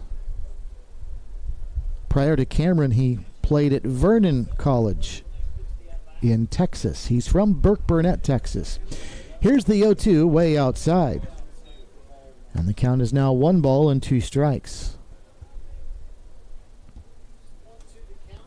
Saw quite a few Texans in our first game here today. The TBT Ballers from Mansfield, Texas, and the Waco Winners did battle. Next offering swung on and fouled into the glove of Minnick for his strikeout. And 2 away. That's the third strikeout for Augustine Sanchez since coming into the game a couple of innings ago. So 2 away now for Jalen Hill.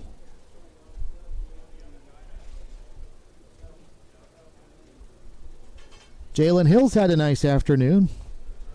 2 for 2 with a double and a single.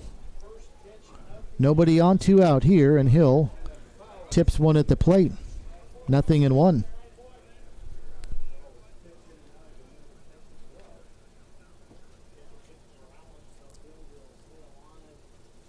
Hill single in the third inning brought home a run, so 2 for 2 with an RBI as well.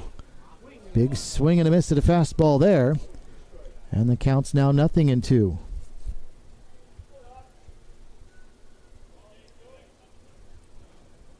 Ramirez set and delivers the 0-2, and that was a slider that fell well short, and the count's now 1-2. Well, Ramirez felt like he was ahead in the count, 0-2, could try to see if he could get Hill fishing, but not at that one. And now Reddy delivers the 1-2. And that one off the end of the bat sent foul over toward the first base dugout. And it's 1-2. Denver, as the home team, is in the first base dugout. Haysville over at third. As you can imagine, quite a few more Haysville Aviator fans here. There's a slider swung on and missed. Strike three, and down goes Hill. And the side retired in order. And 2 strikeouts in the inning as well for Augustine Sanchez. So we will go to the bottom of the 5th inning. It's Haysville 4, Denver 1 at the 88th NBC World Series powered by Evergy. Thinking about starting your next home improvement project? Make sure you call 811 before you dig. Once you call 811, wait a few days for the utilities to mark your yard with paint or flags so that you don't unintentionally dig into an underground utility line. Hitting a buried line can disrupt your neighborhood's utility service, cost money to repair, or cause serious injury or death. Southern Star asks you to protect your community. Dig safely. Call 811. Hi friends, Phil Nightingale, General Manager of Mel Hamilton Ford. Are you looking for a pre-owned car, truck, or SUV? Something dependable, something you can count on? Then look no further. With the largest selection of certified pre-owned vehicles in the state, we know you can find what you're looking for. Not looking for a Ford? No problem. Mel Hamilton Ford offers a wide selection of other vehicles. Kia, Toyota, Chevy, Dodge. Every payment, every price. Let our experienced sales team find the perfect vehicle just for you. Mel Hamilton Ford, taking care of customers since 1984. Experience the difference. The NBC World Series powered by Evergy is brought to you by Visit Wichita and by Hook Bats, providing quality hand-turned maple and ash bats for amateur players across the country. We are ready for the bottom of inning number 5 with the score, the Haysville Aviators 4, the Denver Cougars 1. Both teams losing in their opening round game on Friday, trying to bounce back here in Hutchinson this afternoon. It'll be Aiden Walsh, the number 9 hitter in the order for Denver that was due up, but it looks like they've got a pinch hitter that's going to step in. So Tyson Labar is in. Tyson Labar, the pinch hitter for Denver to start the bottom of inning number 5. Now Labar is listed as a pitcher on their roster for Denver, but they feel confident in his hitting, and he's up there now, and he swings and fouls the second offering back. And it's 1 ball and 1 strike to Labar. Tyson Labar out of Hastings, Nebraska, attending Dakota Wesleyan University. And he takes a slider outside for a ball. And the count is now 1 ball and 2 strikes. So it's Labar hitting for Aiden Welsh, the number 9 hitter in the order for Denver. Then back to the top of the order, Mason Pastorello and Jack Gauberger. 4-1 the score. Haysville with the lead. And a fastball delivered by Arturo Ramirez catches the outer edge for a strike. It's 2-2.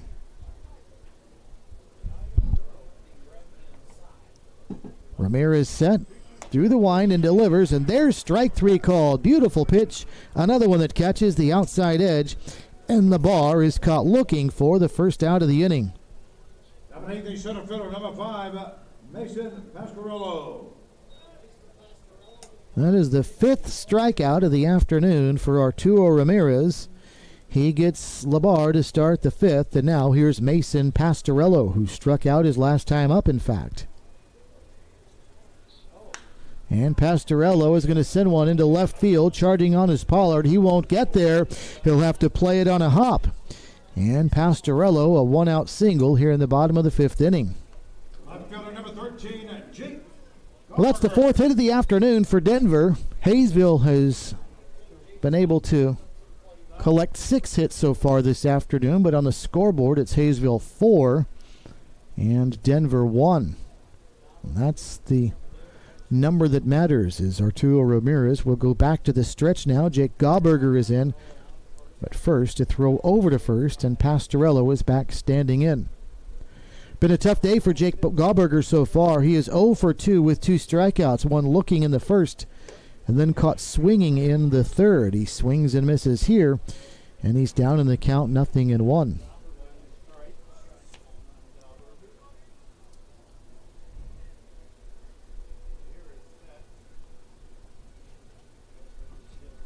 Gauberger takes the next offering, swings, fouls it back to the netting. And the count's now 0-2. Jake Gauberger, attending Missouri State out in Springfield, Missouri, didn't play a lot, was just 1 for 14 this past season. He's a Kansas kid, though, and started off his college career at Johnson County Community College, where he hit 17 home runs and 75 RBIs he drove in.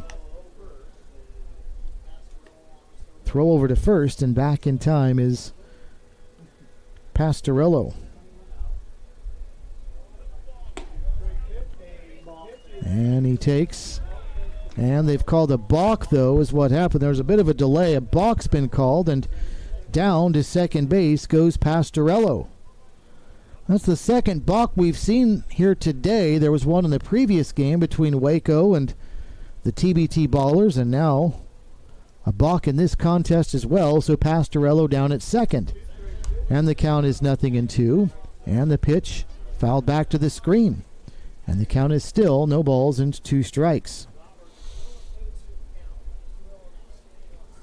The 17 home runs and 75 runs batted in Jack Gauberger hit at Johnson County was in his freshman year.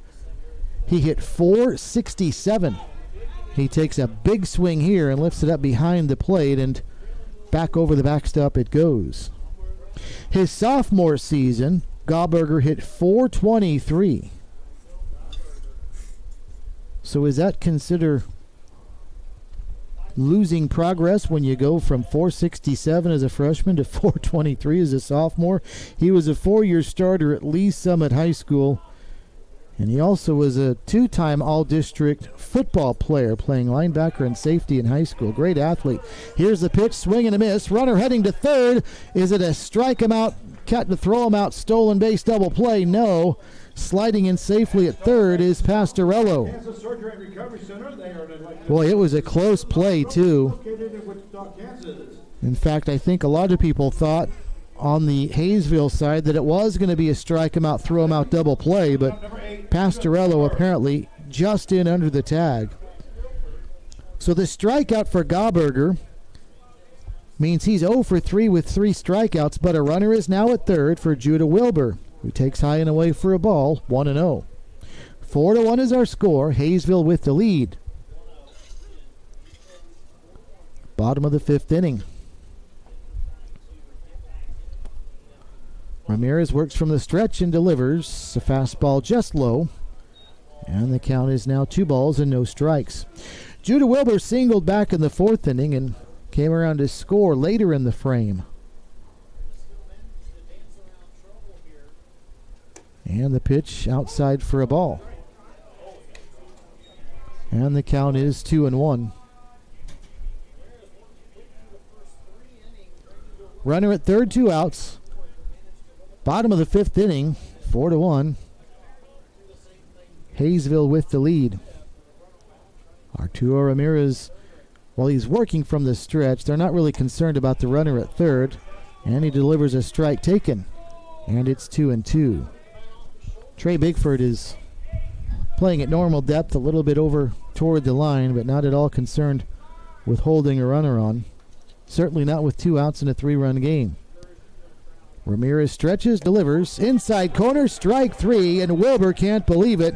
He's caught looking. So, a nice job that time by Arturo Ramirez to get 3 strikeouts in the inning. He struck out the side, and we'll head to the 6th inning. Hayesville 4, Denver 1 at the 88th NBC World Series, powered by Evergy. What you should expect when you come here is a cadre of instructors that are eager to educate you in the traditions of the fire service, the duties, the job, and everything that is encompassed within what it means to be a firefighter. A vehicle is one of the most important investments you'll make, which is why you need both a vehicle and a dealership that you can trust. At Davis Moore, we made a decision long ago to be nothing but honest, to obsess over customer service, and to show nothing but respect for every person who walks through our doors. These core values have kept Davis Moore active in the Wichita community for over 65 years. Come see us at any Davis Moore location or check us out online at davis-moore.com.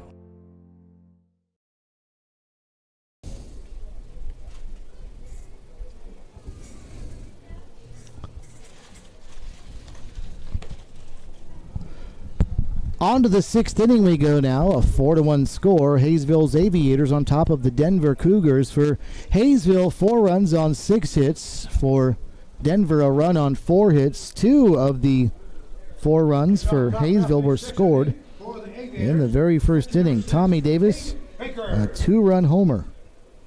Now his Aviator teammate, Cade Baker, will step in, the catcher, to get things started here in the top of the 6th inning. Baker, then Drake Gerard and Chance Pollard.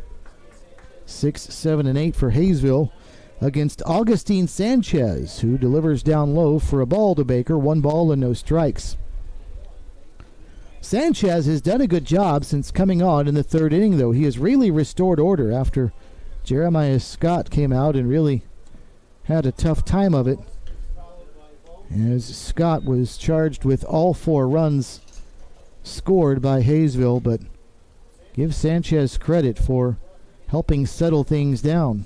2 balls and no strikes now, and Baker swings at the 3rd offering, sends this one into shallow left field, and that's going to fall for a base hit. That one was just too shallow for Jake Gauberger, charging in from left to get there in time, and a leadoff single for the Aviators here in the top of the 6th inning.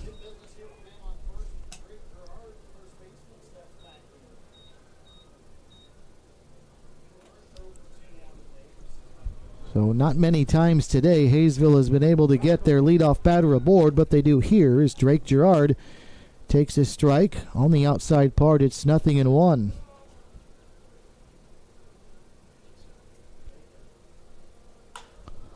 This one is swung on and lifted to left field, deeper, but Gauberger is right there, barely had to move, and he'll squeeze it in for the first out of the inning. Heading back to first base is Baker, and 1 away. So that'll bring up Chance Pollard now, the left fielder. Pollard struck out swinging his last time up after executing a nice sacrifice bunt his first time up in the 2nd inning.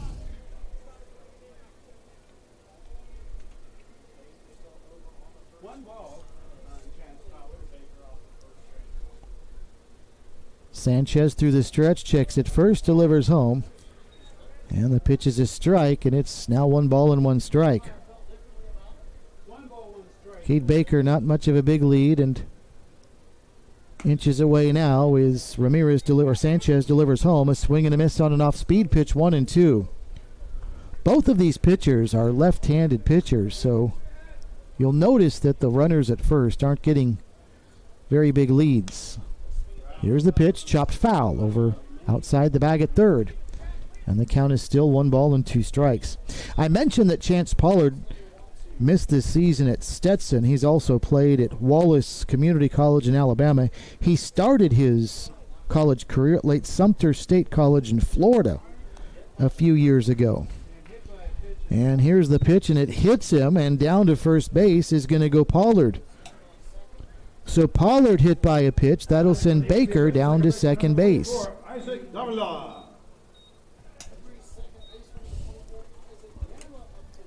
So runners now at first and second with 1 out here in the top of the 6th inning, and Isaac Davila will step in. Davila's the one who hit that ground ball deep in the hole at short that started the injury to Judah Wilbur, and he takes a slider in for a strike, 0-1. It got past Jack McLaughlin, the 3rd baseman, moving to his left. Wilbur was there to back it up. Backhanded, made a great throw across his body in time, but also Wilbur, the shortstop, collided with the 3rd base umpire. Has another one in there for a strike, and it's 0-2. So a great play for Wilbur, but he paid a bit of a price, shook it off, and he is still in the game. In fact, he's gotten a base hit since then. 0-2, the pitch to Davila, swung on and fouled back to the netting. And the count holds, no balls and 2 strikes. 4-1, Hayesville with the lead. 7 hits for the Aviators, just 4 for Denver. And a chance to add to their lead here with 2 on and only 1 out for the Aviators. Davila swings and bounces this one foul over toward his teammates in the 3rd base dugout. And the count is still no balls and 2 strikes. The flag out towards center field is indicating the wind is blowing straight out towards center.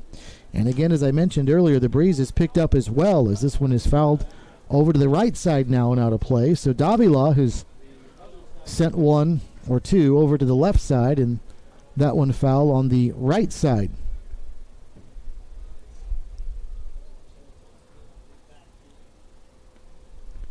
Wind getting up close to 15 miles an hour right now, out towards center field. There goes the runner from second to third. The pitch is swung on and fouled back and out of play over on the right side. So the Aviators getting a little aggressive right there. Cade Baker was heading to third. What's interesting is Chance Pollard was not heading to second base, but Davila fouled it off, so it's all a moot point anyway. And we'll try it again. The 0-2 pitch lifted into center field. Coming on is going to be Pastorello. He's going to dive. He can't get there. It's by him. Backing up the play is Gauberger, but that's going to allow a run to score as here comes Baker in from second, rounding third and home. An RBI base hit for Isaac Davila, and it's 5-1. Hayesville now up by 4. Well, that was a soft little floating liner hit by Davila, and Pastorello, it looked like, was going to get there in time, but then it started really sinking on him, and he had to dive forward towards the infield and couldn't get there in time. Alertly, Gauberger, the left fielder, was backing it up, but Cade Baker then able to score easily from second base. Down to third goes Pollard. Runners at first and third for Paul Whitman, who takes a strike, and it's 0-1. So Hayesville has added to their lead, and now a chance for more. 0-1 to Whitman. And a big swing and a miss. He's down in the count, 0-2. So now the Denver corner infielders will play in tight, but up the middle they'll look for a ground ball double play. There goes the runner from first to second, and the pitch bounces in. Good stop by Minnick, but there will be no chance at a throw to second. And a stolen base for Isaac Davila, and so much for the double play chance. So Pollard at third, Davila with the swipe now down at second base. Paul Whitman has had a tough day today, 0 for 3 with 2 strikeouts. Got to protect the plate, and here's a changeup, and Whitman waited and then chopped it foul over toward the third base dugout. Now the entire infield is in for Denver with no chance at a ground ball double play. So the infield is all in. Here's the 1-2 pitch to Whitman. Swung on and missed. Strike 3. And he is struck out swinging for the third time this afternoon. And that's a big out number 2 recorded by Denver. So now Trent Maloney will be the hitter. Shortstop number 29, Trent Maloney.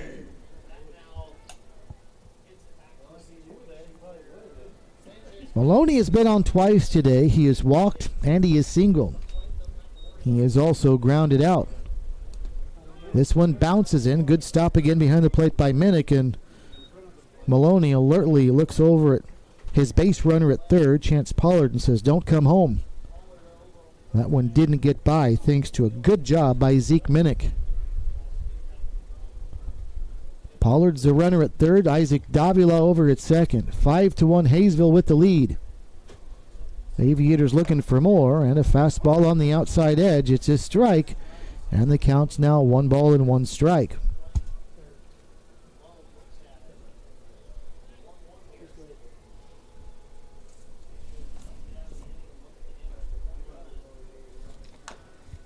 Here's the pitch, chopped foul over toward the on-deck circle. In fact, picked up by Tommy Davis, who's waiting right there.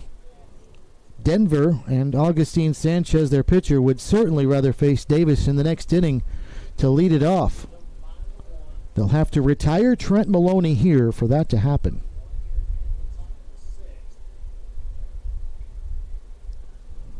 A ball and 2 strikes, and the pitch to Maloney. Swung on and lifted, shallow center field. Coming on is Pastorello. He's calling, he's got it, and the side is retired. So Hayesville scores 1, and they leave 2 in scoring position. We'll head to the bottom of the 6th inning. Hayesville 5 and Denver 1 at the 88th NBC World Series, powered by Evergy. What you should expect when you come here is a cadre of instructors that are eager to educate you in the traditions of the fire service, the duties, the job, and everything that is encompassed within what it means to be a firefighter. A vehicle is one of the most important investments you'll make, which is why you need both a vehicle and a dealership that you can trust. At Davis Moore, we made a decision long ago to be nothing but honest, to obsess over customer service, and to show nothing but respect for every person who walks through our doors. These core values have kept Davis Moore active in the Wichita community for over 65 years. Come see us at any Davis Moore location or check us out online at davis-moore.com.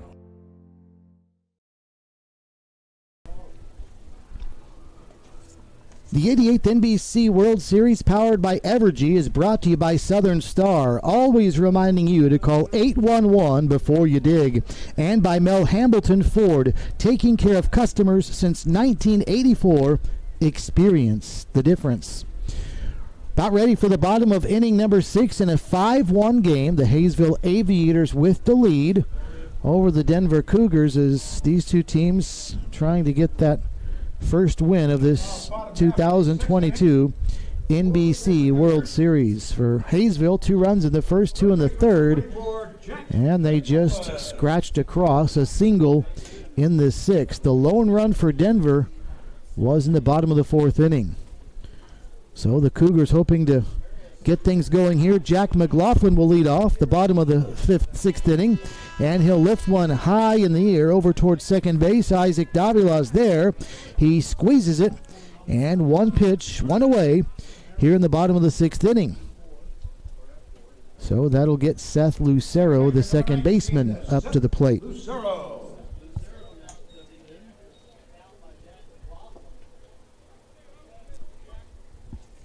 So Lucero steps in from the left side of the plate. And he first pitch swings and sends one foul and out of play. 0-1. This is the 3rd time through the lineup for these Denver hitters, and they're eager to jump on Arturo Ramirez. Sometimes you'll see hitters actually do the opposite and make them work up their pitch count and hopefully get them out of the game. And these Denver hitters, though, they are not waiting. Here's another pitch, and it's swung on and fouled back. And the count is 0-2.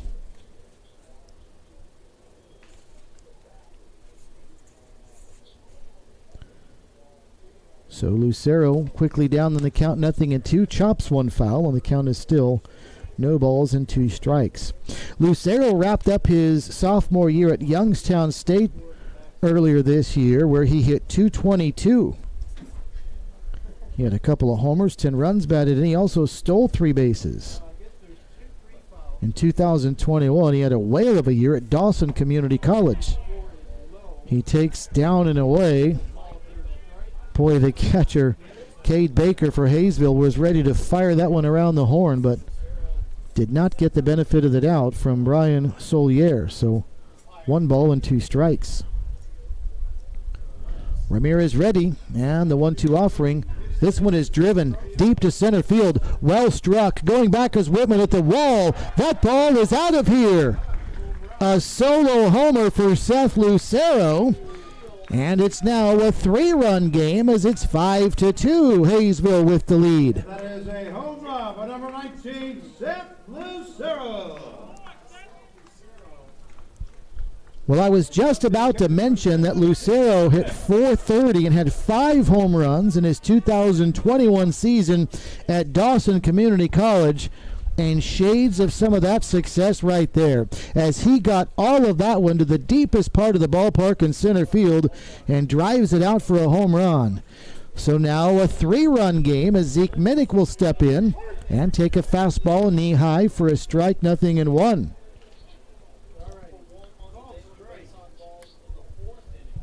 But that one was a line shot and not much doubt about it. Minnick swings and fouls the next one back behind the plate, and it's quickly 0-2. So Denver hanging around in this one now. They've pulled to within 3, 5-2. Ramirez set and delivers a pitch up high. And the count's now 1 ball and 2 strikes. That was the 5th hit of the game for Denver. Their first long ball. Hayesville has one long ball as well. There's a fastball swung on and missed, strike 3, and down goes Minnick. That is the 7th strikeout of the game for Ramirez. Perhaps he got a little fired up after the solo homer a batter earlier. So nobody on and 2 away now for Will Brassel.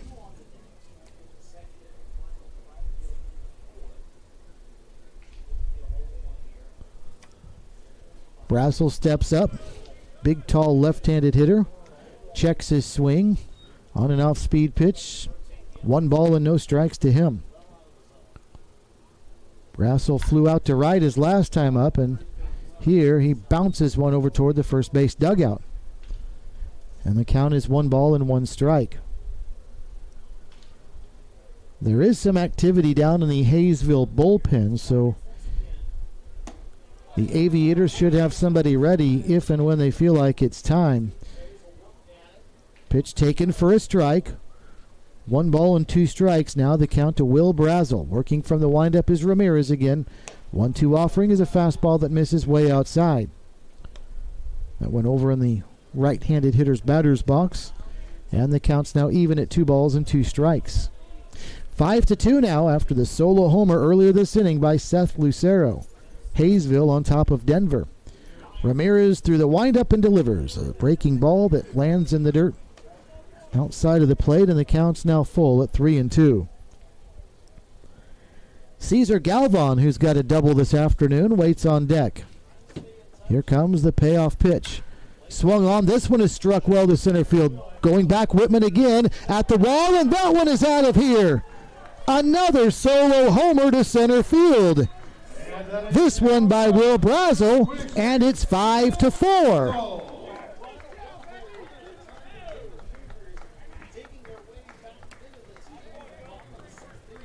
No, I beg your pardon, it's 5-3. Nonetheless, a loud home run to center field for Will Brassel. And that's 2 home runs in the last 3 at-bats for this Denver team that's now pulled to within 2. Here's Cesar Galvan now stepping in. He has a home run swing but misses at a fastball, 0-1. Well, I mentioned when this inning started how aggressive these hitters were for Denver, and now you see why. They feel like they've gotten a read on what Ramirez is doing. Here's a one-hopper out to second. Davila mishandles it, then turns around, picks it up, throws to first in time for a 4-3 putout, and the side retired. But a pair of solo home runs have gotten Denver right back into it. We go to the 7th. Hayesville 5 and the Denver Cougars 3 at the 88th NBC World Series, powered by Evergy. There's something happening in Wichita. Excitement, movement, a vibe.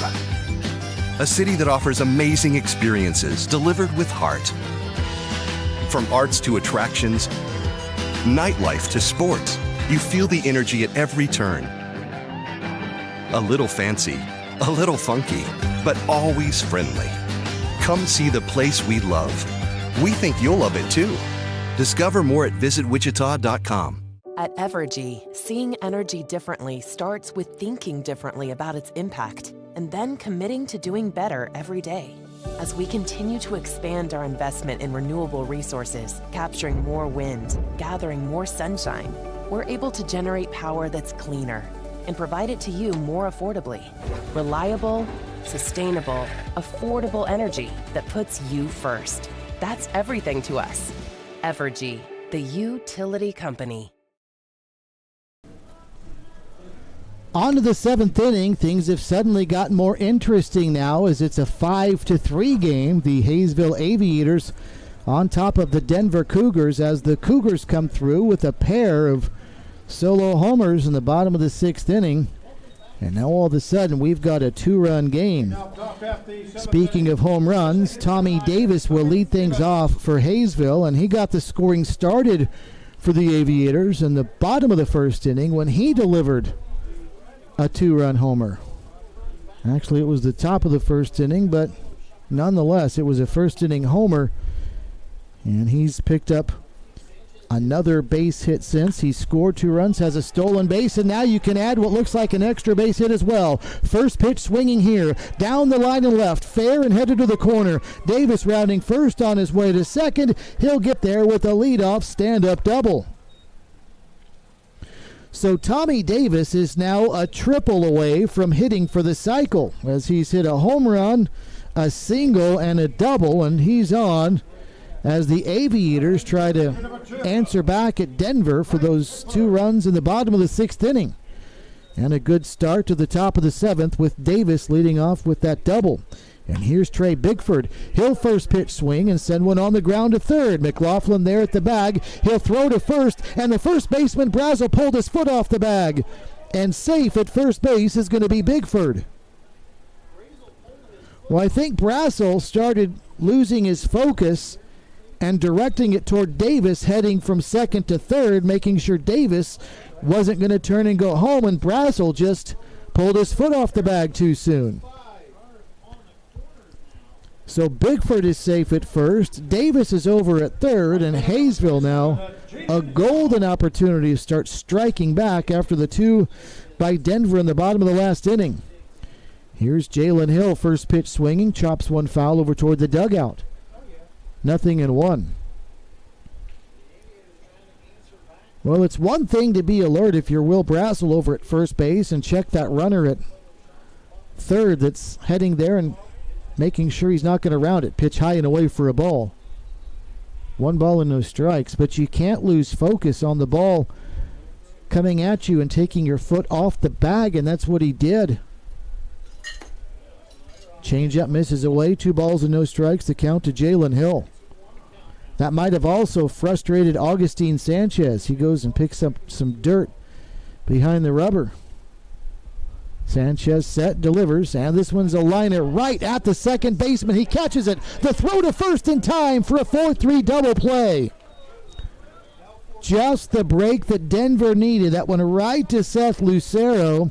And Trey Bigford, who drifted off first base on the liner, is doubled up 4-3 for a big double play. So just like that, 2 away. Boy, that's a tough break for the Hayesville Aviators. Runners at the corners, nobody out, to runner at third, 2 outs, and you don't get anybody home yet. Now it's up to Cade Baker, who first pitch swings and sends one foul and out of play. 0-1.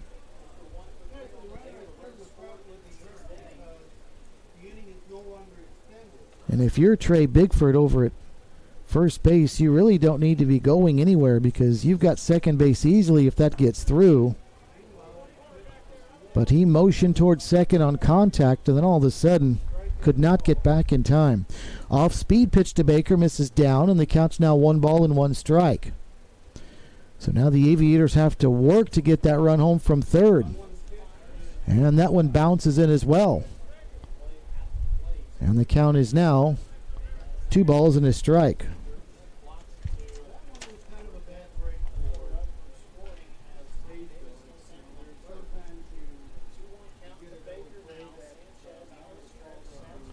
From the stretch, the pitch. This one is lined into right field. That one's down. That'll be a base hit. So Cade Baker gets the RBI. Here comes Davis to score. And Hayesville is able to get one back. And now the score is 6-3. Number 16, Drake Gerard. So Baker does the job. That is his second RBI of the afternoon. So after Denver scored 2 in the bottom of the 6th, Hayesville has come back with 1 here. And now they've got a 3-run lead again. It's 6-3. First pitch to Drake Gerard. Swings, fouls one back and out of play. 0-1. Runner at first, 2 away. Drake Gerard takes the changeup, and that one stays away. 1 ball and 1 strike, the count to Gerard. Gerard 1 for 2. He is singled and flied out to left. He's also been hit by a pitch. And the 1-1 swung on and lifted over on the right side. This is going to be in foul territory. Can anybody get there in time? No. And it lands safely, and Gerard stays alive. That one was about a foot or two foul outside the line on the first base side. But it was really a no man's land. Seth Lucero, the second baseman, had the best chance to get there, but nowhere near in time. So 1 ball and 2 strikes to count to Gerard. So we'll try it again. Baker back to first. Gerard back to the plate. And another pitch for Augustine Sanchez. And this one is grounded over to third. They're going to go the easy way to second for a 5-4 put out. And the side is retired. But Hayesville is able to get 1 run back on the RBI single by Cade Baker. Stretch time at Hobart, Detter, and Hutchinson. The score is the Haysville Aviators 6, the Denver Cougars 3 at the 88th NBC World Series powered by Evergy. There's something happening in Wichita. Excitement, movement, a vibe. A city that offers amazing experiences delivered with heart. From arts to attractions, nightlife to sports, you feel the energy at every turn. A little fancy, a little funky, but always friendly. Come see the place we love. We think you'll love it too. Discover more at visitwichita.com. At Evergy, seeing energy differently starts with thinking differently about its impact and then committing to doing better every day. As we continue to expand our investment in renewable resources, capturing more wind, gathering more sunshine, we're able to generate power that's cleaner and provide it to you more affordably. Reliable, sustainable, affordable energy that puts you first. That's everything to us. Evergy, the utility company.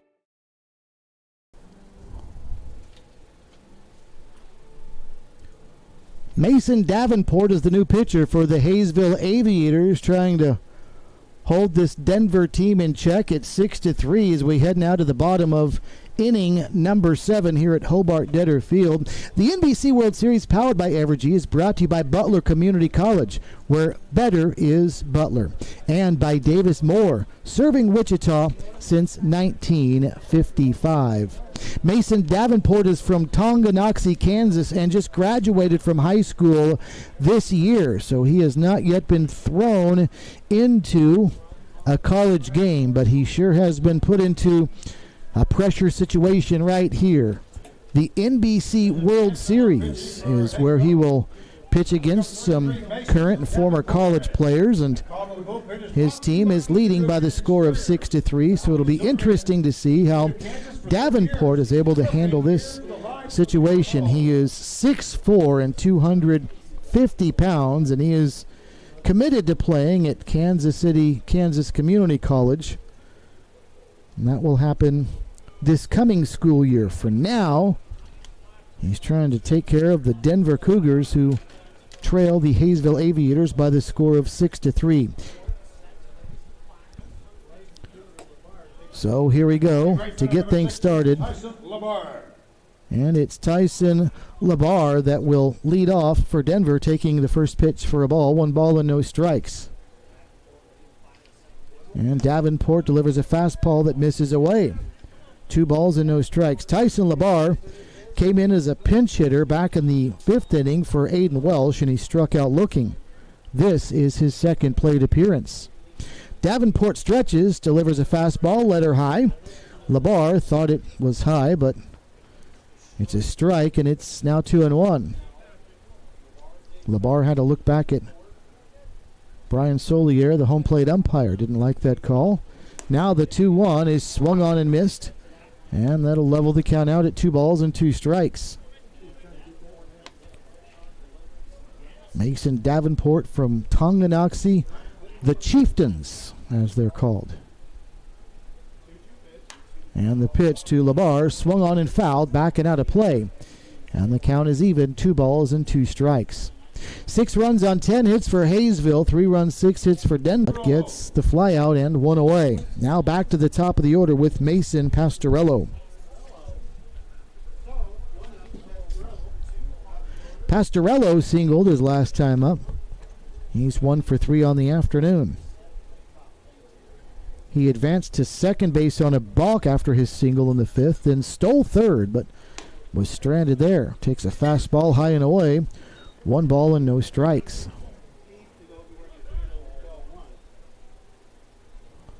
This Hayesville team has some tall pitchers on their staff. As a slider misses away 2-0. Mason Davenport is 6'4", but he's not the tallest on this staff. Denton Whiteside is 6'5", and he's not either. How about Tate Rico, who's from Hayesville, at 6'6"? As one is delivered on the outside edge, a strike called, 2 balls and a strike. They could field a pretty good basketball team in addition to starting pitchers. 2-1 is swung on and fouled. Backing out of play over the backstop behind the plate. And the count now, 2 balls and 2 strikes.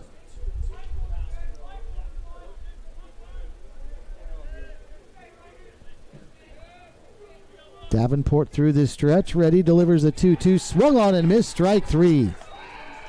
And down goes Pastorello. So a good start for Mason Davenport, fresh out of high school just a few months ago. He gets a fly out and a strikeout. And the strikeout, albeit, was to the number 1 hitter in the order for Denver, Mason Pastorello. So 2 outs now for Jake Gauberger. Gauberger has really had it rough today. He is 0 for 3 with 3 strikeouts. 1 looking in the first, and then in the 3rd and the 5th, he was caught swinging. First pitch here, in for a strike, 0-1. Davenport from the stretch delivers. Boy, that one was close. A fastball, a little high apparently. And it's 1-1. 6-3 our score. Hayesville with the lead. Bottom of the 7th inning.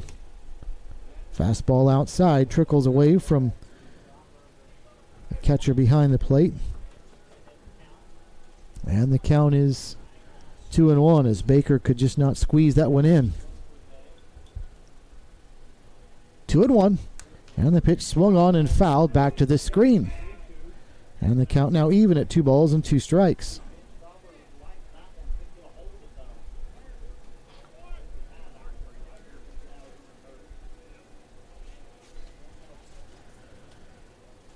Davenport stretches and delivers high and tight for a ball. And the count is now worked full at 3-2. 3-2, 2 outs, nobody on here in the bottom of the 7th. 6-3 Hayesville with the lead. Mason Davenport trying to retire the side in order in the 7th, and he'll do that. Pitch swung on and missed, strike 3, and Davenport smiling as he strikes out 2 of the 3 he faces. Well, welcome to the NBC, young man. Side retired in order. We'll go to the 8th. Hayesville 6, Denver 3 at the 88th NBC World Series, powered by Evergy. Visit Hutch again. Fall for Hutch all over again. It's a perfect time of year to enjoy the outdoors. Learn a new hobby. Enjoy a beverage on a patio. And have fun doing some shopping. Hutch is the perfect place to enjoy fall activities and spend time with family. So visit Hutch again. Seeing the world of energy differently means looking forward and innovating now. It's why we've invested in a next-gen infrastructure, one capable of providing energy to you more dependably than anything before it, so you can focus on what matters most. Reliable, sustainable, affordable energy that puts you first. That's everything to us. Evergy, the utility company. Attention fans, now pitching for Denver, number 4, Turner Jameson. Jameson now on the mound for the Cougars. That call to the bullpen is brought to you by Eaton Roofing and Exteriors.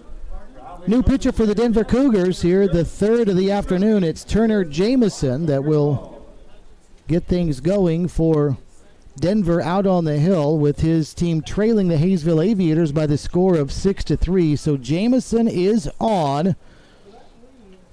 Turner Jameson from St. Simons Island, Georgia, and attending Hawaii Pacific University. Chance Pollard. And he's going to face Chance Pollard to start the 8th inning, and Pollard takes one high and tight for a ball. 1 ball and no strikes.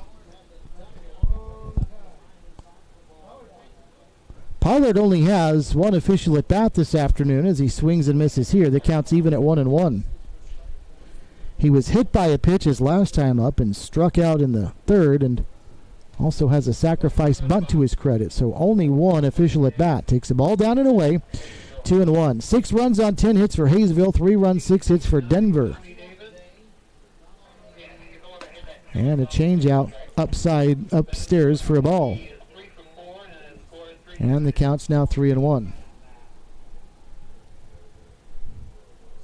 Jamison set, delivers, and Pollard swings and barely gets a piece of it and fouls it at the plate. And the count is now 3-2. Turner Jamison, 5'8", 160-pound right-handed pitcher. And Pollard chops this one foul over towards his teammates in the third base dugout.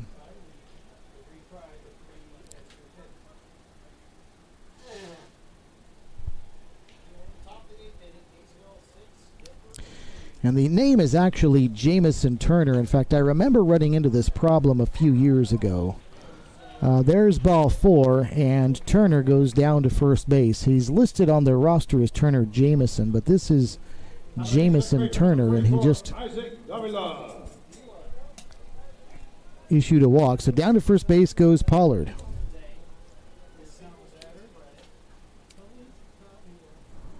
So a runner at first. Here's Isaac Davila. And the first pitch to Davila. He's taken for a ball. 1 ball and no strikes.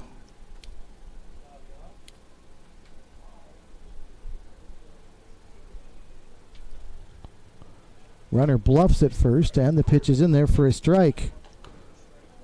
And it's 2-1.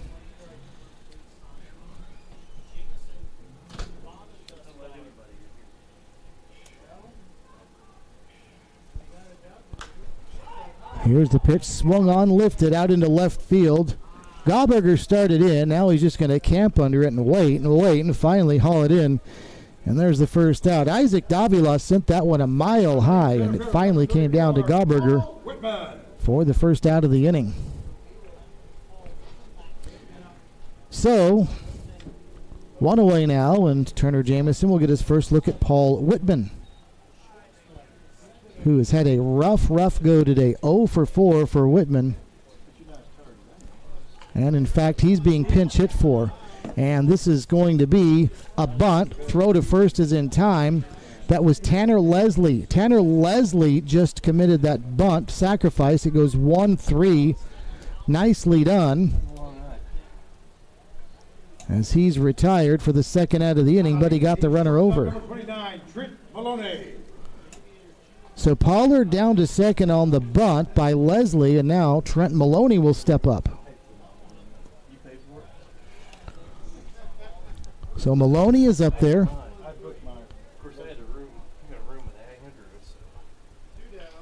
With 2 outs here in the top of the 8th inning. First pitch bounces in, and it gets away from the catcher, and down to third base is going to go Chance Pollard. That'll be a wild pitch. And now a runner at third.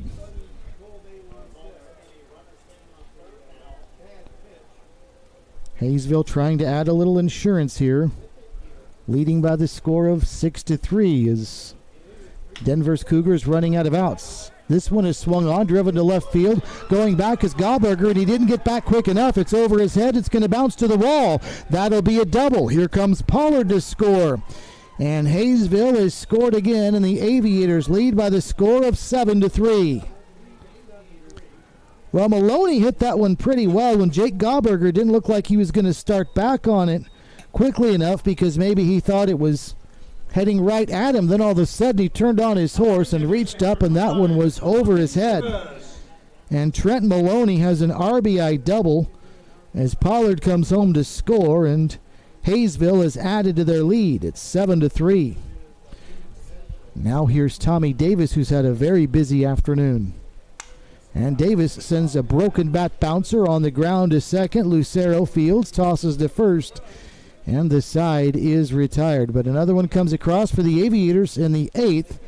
As we go to the bottom of the 8th inning, Hayesville 7, Denver 3 at the 88th NBC World Series, powered by Evergy. Visit Hutch again. Fall for Hutch all over again. It's a perfect time of year to enjoy the outdoors. Learn a new hobby. Enjoy a beverage on a patio. And have fun doing some shopping.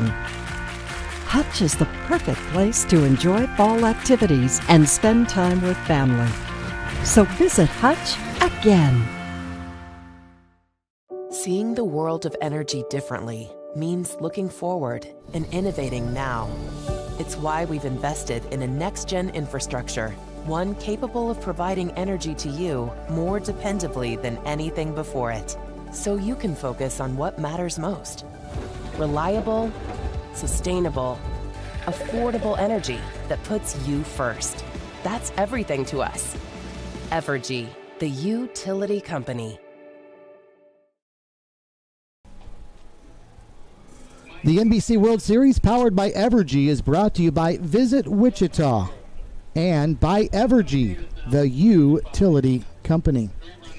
Bottom of the 8th now, the Hayesville Aviators 6 outs away from picking up their first win in this 88th NBC World Series after losing on Friday night, but the Aviators in command here, but still a little work to be done as we're set to go in the bottom half of inning number 8.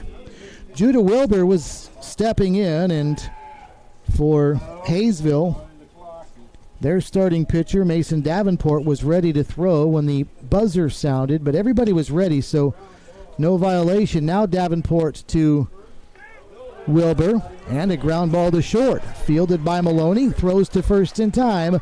6-3 put out, one away. So one shortstop retires another. Wilbur to first, Wilbur to short, and he's retired. One away. So that'll bring up Jack McLaughlin. Hayesville, after a couple of hits in the top of the 8th inning, has now picked up 11 hits on the afternoon. 6 for Denver. As here's Jack McLaughlin taking up high for a ball. 1 ball and no strikes.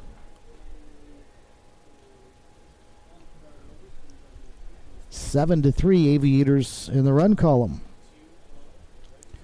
Davenport to McLaughlin. Swung on, lifted, center field, pretty much right. At Paul Whitman, who makes it look easy, hauls it in for the second out of the inning. Somebody from the Cougars, second baseman number 19, Seth Lucero. So that'll get Seth Lucero up to the plate now. As Lucero is set to step in.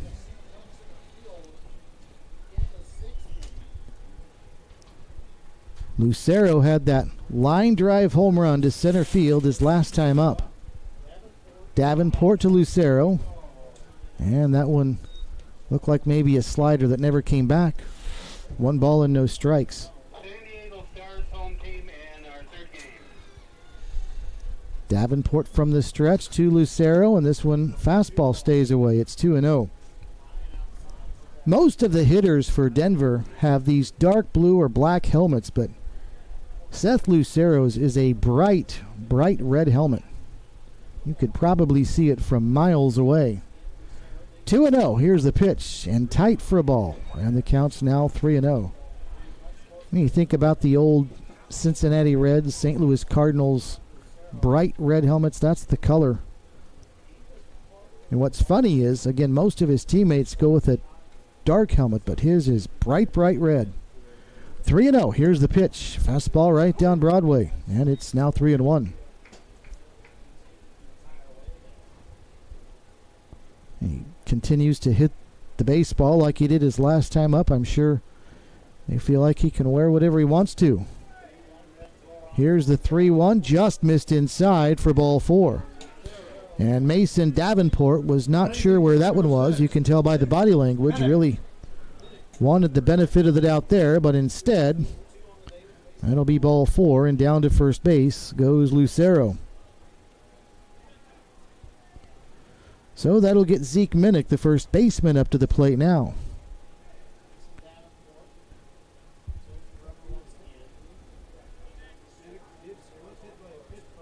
Minnick is 0 for 2. Takes on the outside edge for a strike there, and it's 0-1. Minnick grounded out in the second inning, struck out swinging in the sixth. Sandwiched in between that, he was hit by a pitch in the fifth. 0-1 in the pitch. Swung on and lifted, pretty well struck to right field, but playable for Jalen Hill. He'll back up and haul it in, and the side retired. So a 2-out walk, all the noise for Denver in the bottom of the 8th inning.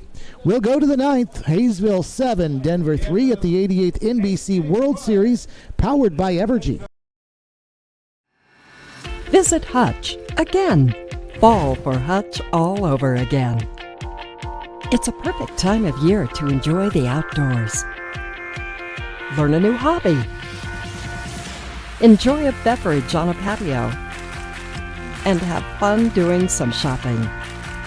Hutch is the perfect place to enjoy fall activities and spend time with family. So visit Hutch again. Seeing the world of energy differently means looking forward and innovating now. It's why we've invested in a next-gen infrastructure, one capable of providing energy to you more dependably than anything before it, so you can focus on what matters most. Reliable, sustainable, affordable energy that puts you first. That's everything to us. Evergy, the utility company. To the 9th inning we go. 7-3, Haysville now trying to pad their 4-run lead against the Denver Cougars here and chalk up that first NBC win of this 2022 tournament. And it'll be Trey Bigford that'll lead things off against Jamison Turner here in the top of the 9th inning. Bigford, Jalen Hill, and Cade Baker. 4, 5, and 6 for the Aviators, up by 4 as we're ready to go. Jamison delivers, and the first pitch, a big swing by Bigford, and a swing and a miss, 0-1. Jamison Turner working quickly back to the windup already. Came on in relief in the last inning. This will be his second inning of work. And he's set and delivered, and Bigford takes outside. A fastball misses. And 1 ball and 1 strike.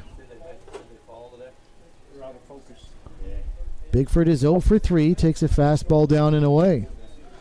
And the count's now 2 balls and a strike.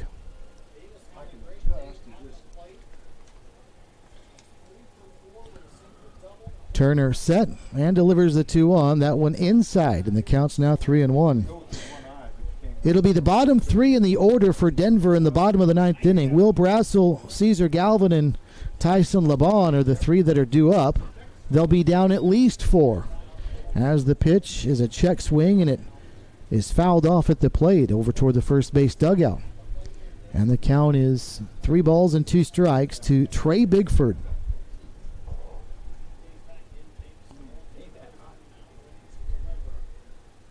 Turner taking his time now, set and delivers a full count pitch. Slider swung on and missed, strike 3. And down goes Bigford. That was tailing down and away to the right-handed hitter, and he offered at it anyway. And there's the first out of the inning. So that'll get Jalen Hill up to the plate now for Haysville.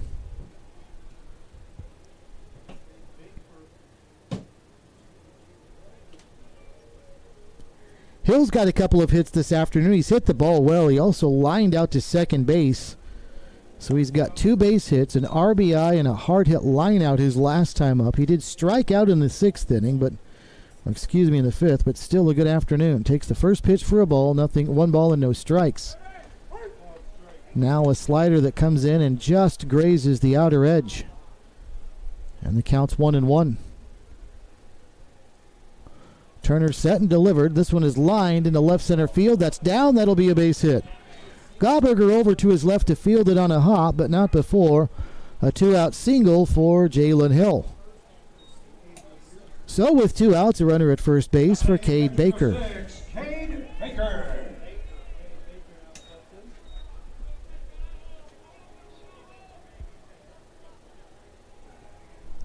Cade Baker's done a nice job his last couple times up.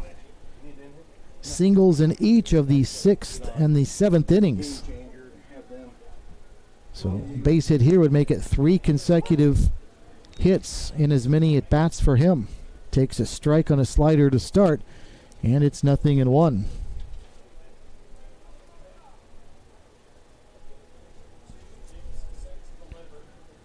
Turner through the stretch delivers, and that one stays up high. And the count's now 1 ball and 1 strike. Cade Baker played here at Hutchinson Community College last year, hit .348 with 3 homers and drove home 29. Now the runner is hung up between first and second, but they've called the balk, as they say that Turner made some sort of illegal motion, and they're going to say a balk, and down to second base goes Jalen Hill. And now Mark Cirillo, the coach for Denver, is out to talk with Brian Solier, the home plate umpire, about that, and seems to be satisfied with the explanation he got. That's the 3rd balk in play today. We had 1 in the first game between TBT and Waco, and 2 balks in this contest. So now Jalen Hill is down at second base. Cade Baker with the count of a ball and a strike takes high and tight for a ball, and the count is now 2-1. 7-3 Hayesville with the lead. Runner at second, 1 away, top of the 9th inning. Hayesville trying to get to the bottom of the 9th inning with more than a 4-run lead.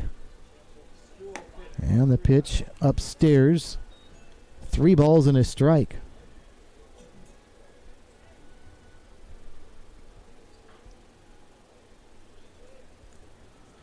Turner back to the stretch again. Nobody holding the runner on at second. Now bluffing his way in is Lucero, but the throw is home, and it's lined foul down the left side.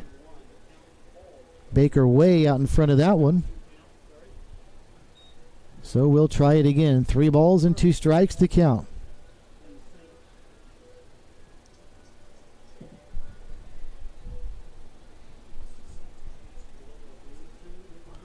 And the pitch swung on, lined into left field. That'll be a base hit. They're going to send the runner from third. Now he's going to stop.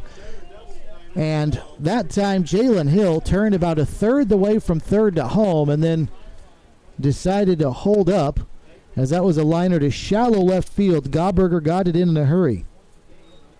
First baseman number 16, Gerard. So that is 3 base hits and 3 consecutive at-bats for Cade Baker. He's on at first. He's got a 3 for 5 day.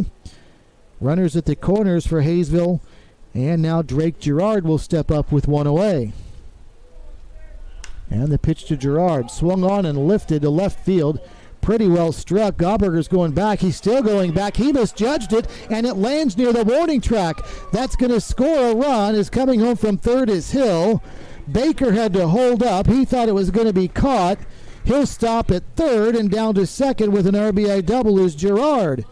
And it's now 8-3, Hayesville with the lead. Well, Jake Gauberger just flat out misjudged that because he drifted back very, very slowly. It looked like he had a beat on that one, and he was going to make a catch in left field that was still deep enough to score the run, and then it went over his head. Now the first pitch here to Chance Pollard, lined into left field. That's going to be a base hit. That's going to score 2. And down to second base goes Pollard on the throw toward home. It'll be a 2 RBI single. He'll advance to second on the throw. And Hayesville has blown this thing open now as they've scored 3 here in the inning. They lead 10-3. Second baseman number 24, Isaac Davila. So Baker scores easily from third. And Drake Gerard from second base. 2 RBIs for Chance Pollard. Now everybody's getting into the act for Hayesville. They're up by 7. And the first pitch to Isaac Davila swung on and fouled out of play. 0-1. So things have come apart for Denver here in the top of the 9th inning, trying to keep this at a 4-run game, but the wheels have come off, and now Turner just plunked Isaac Davila on the back. That's a hit batter, and Davila is going to go down to first base.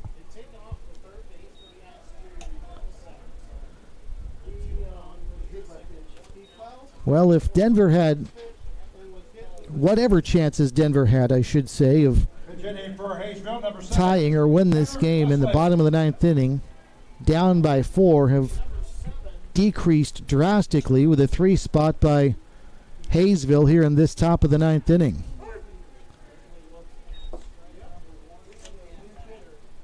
Tanner Leslie, who is making his second appearance at the plate in replace of Paul Whitman, just took a slider for a strike, 0-1. And now the second offering is lifted into right field. Aiden Welsh is there. He's going to track it down, but the runner from second will head to third, and Chance Pollard will get there easily. So Pollard down to third. Runners at the corners, 2 away.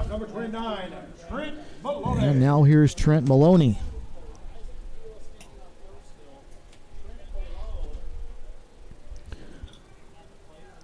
Maloney steps in after delivering an RBI double his last time up.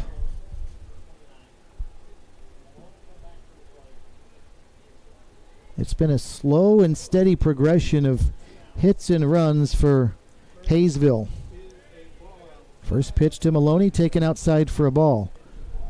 2 runs in the first, 2 in the third, then things quieted down for a couple innings. But then in the 6th, a single run, in the 7th, a single run, in the 8th, a single run, and now 3 here in the 9th. Pitch inside for a ball. Maloney spins out of the way, 2 balls and no strikes to him.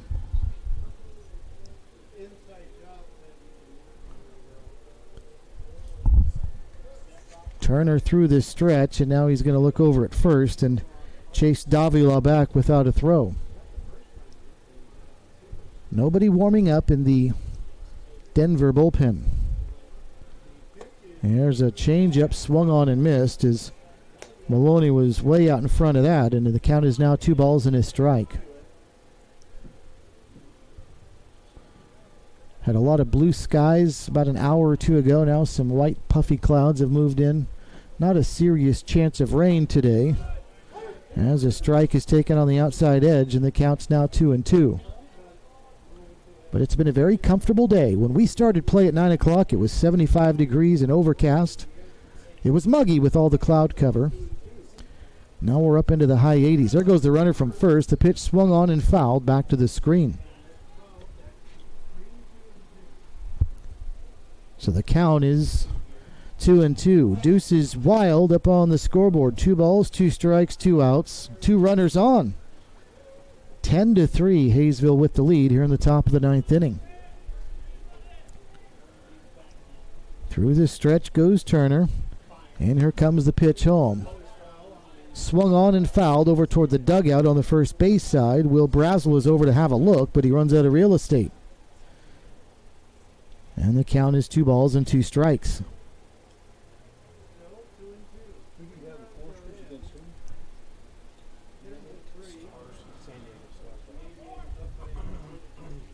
So we'll try it again.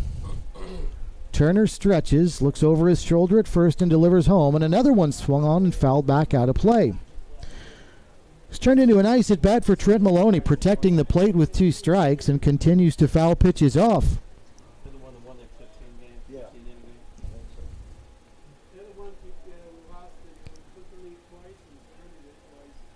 So we'll try it again with a count 2-2, and here comes the offering. This one is swung on, lifted over into center field. Drifting over to his left is going to be Pastorello, and he'll track it down for the final out of the inning. But Haysville ends up with 3 in the 9th inning. We'll go to the bottom of the 9th. Aviators 10, Denver's Cougars 3 at the 88th NBC World Series, powered by Evergy. Visit Hutch again. Fall for Hutch all over again. It's a perfect time of year to enjoy the outdoors. Learn a new hobby. Enjoy a beverage on a patio. And have fun doing some shopping. Hutch is the perfect place to enjoy fall activities and spend time with family. So visit Hutch again. Seeing the world of energy differently means looking forward and innovating now. It's why we've invested in a next-gen infrastructure, one capable of providing energy to you more dependably than anything before it, so you can focus on what matters most. Reliable, sustainable, affordable energy that puts you first. That's everything to us. Evergy, the utility company.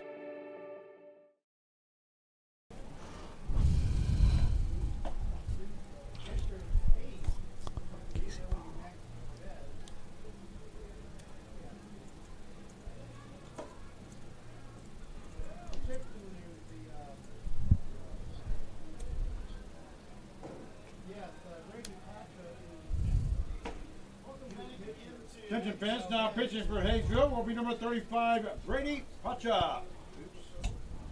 Attention fans, now pitching for Hayesville will be number 35, Brady Pacha. And call to the bullpen is brought to you by Eaton Roofing. To the bottom of the ninth we go. Hayesville's Aviators leading Denver by the score of 10-3.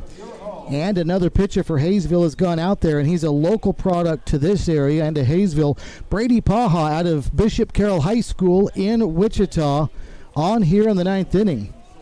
And the first man he'll face is Will Brassel, who takes a big swing and misses and sends it back to the screen. No balls and a strike. Paha, 6'2", 164 pounds, attending school at Neosho County Community College. And he just delivered another strike to Will Brassel. It's 0-2, and Paha delivers, and a fastball swung on and missed, strike 3. And how about that for Paha coming on? 3 pitches, 3 strikes, 1 away here in the bottom of the ninth inning. Yes, a hitter, number 29, Cesar Galvin. So that'll get Cesar Galvin up to the plate now.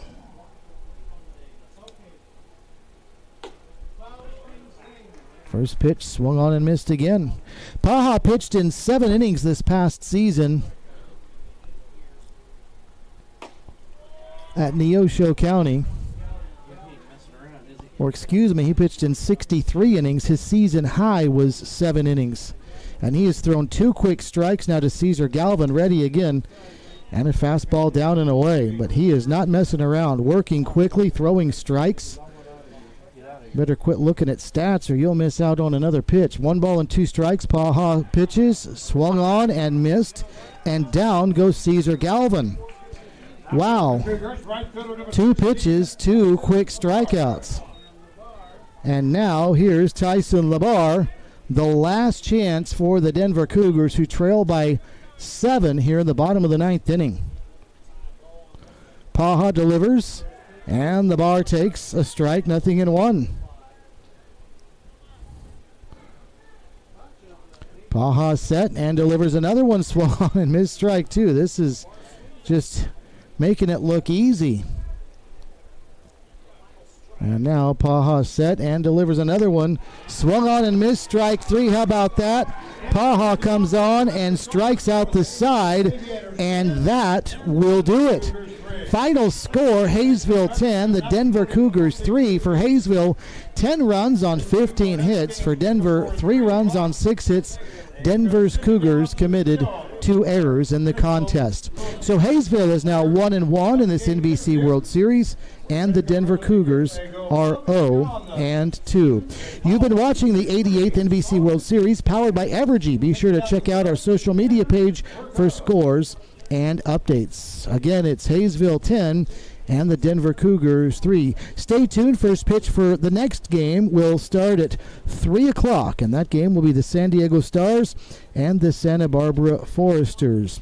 But for now, on behalf of our entire NBC crew, Steve Strange saying so long from Hobart Detter Field. Once again, our final score, Hayesville 10 and Denver's Cougars 3. Now from Hutchinson, so long, everybody.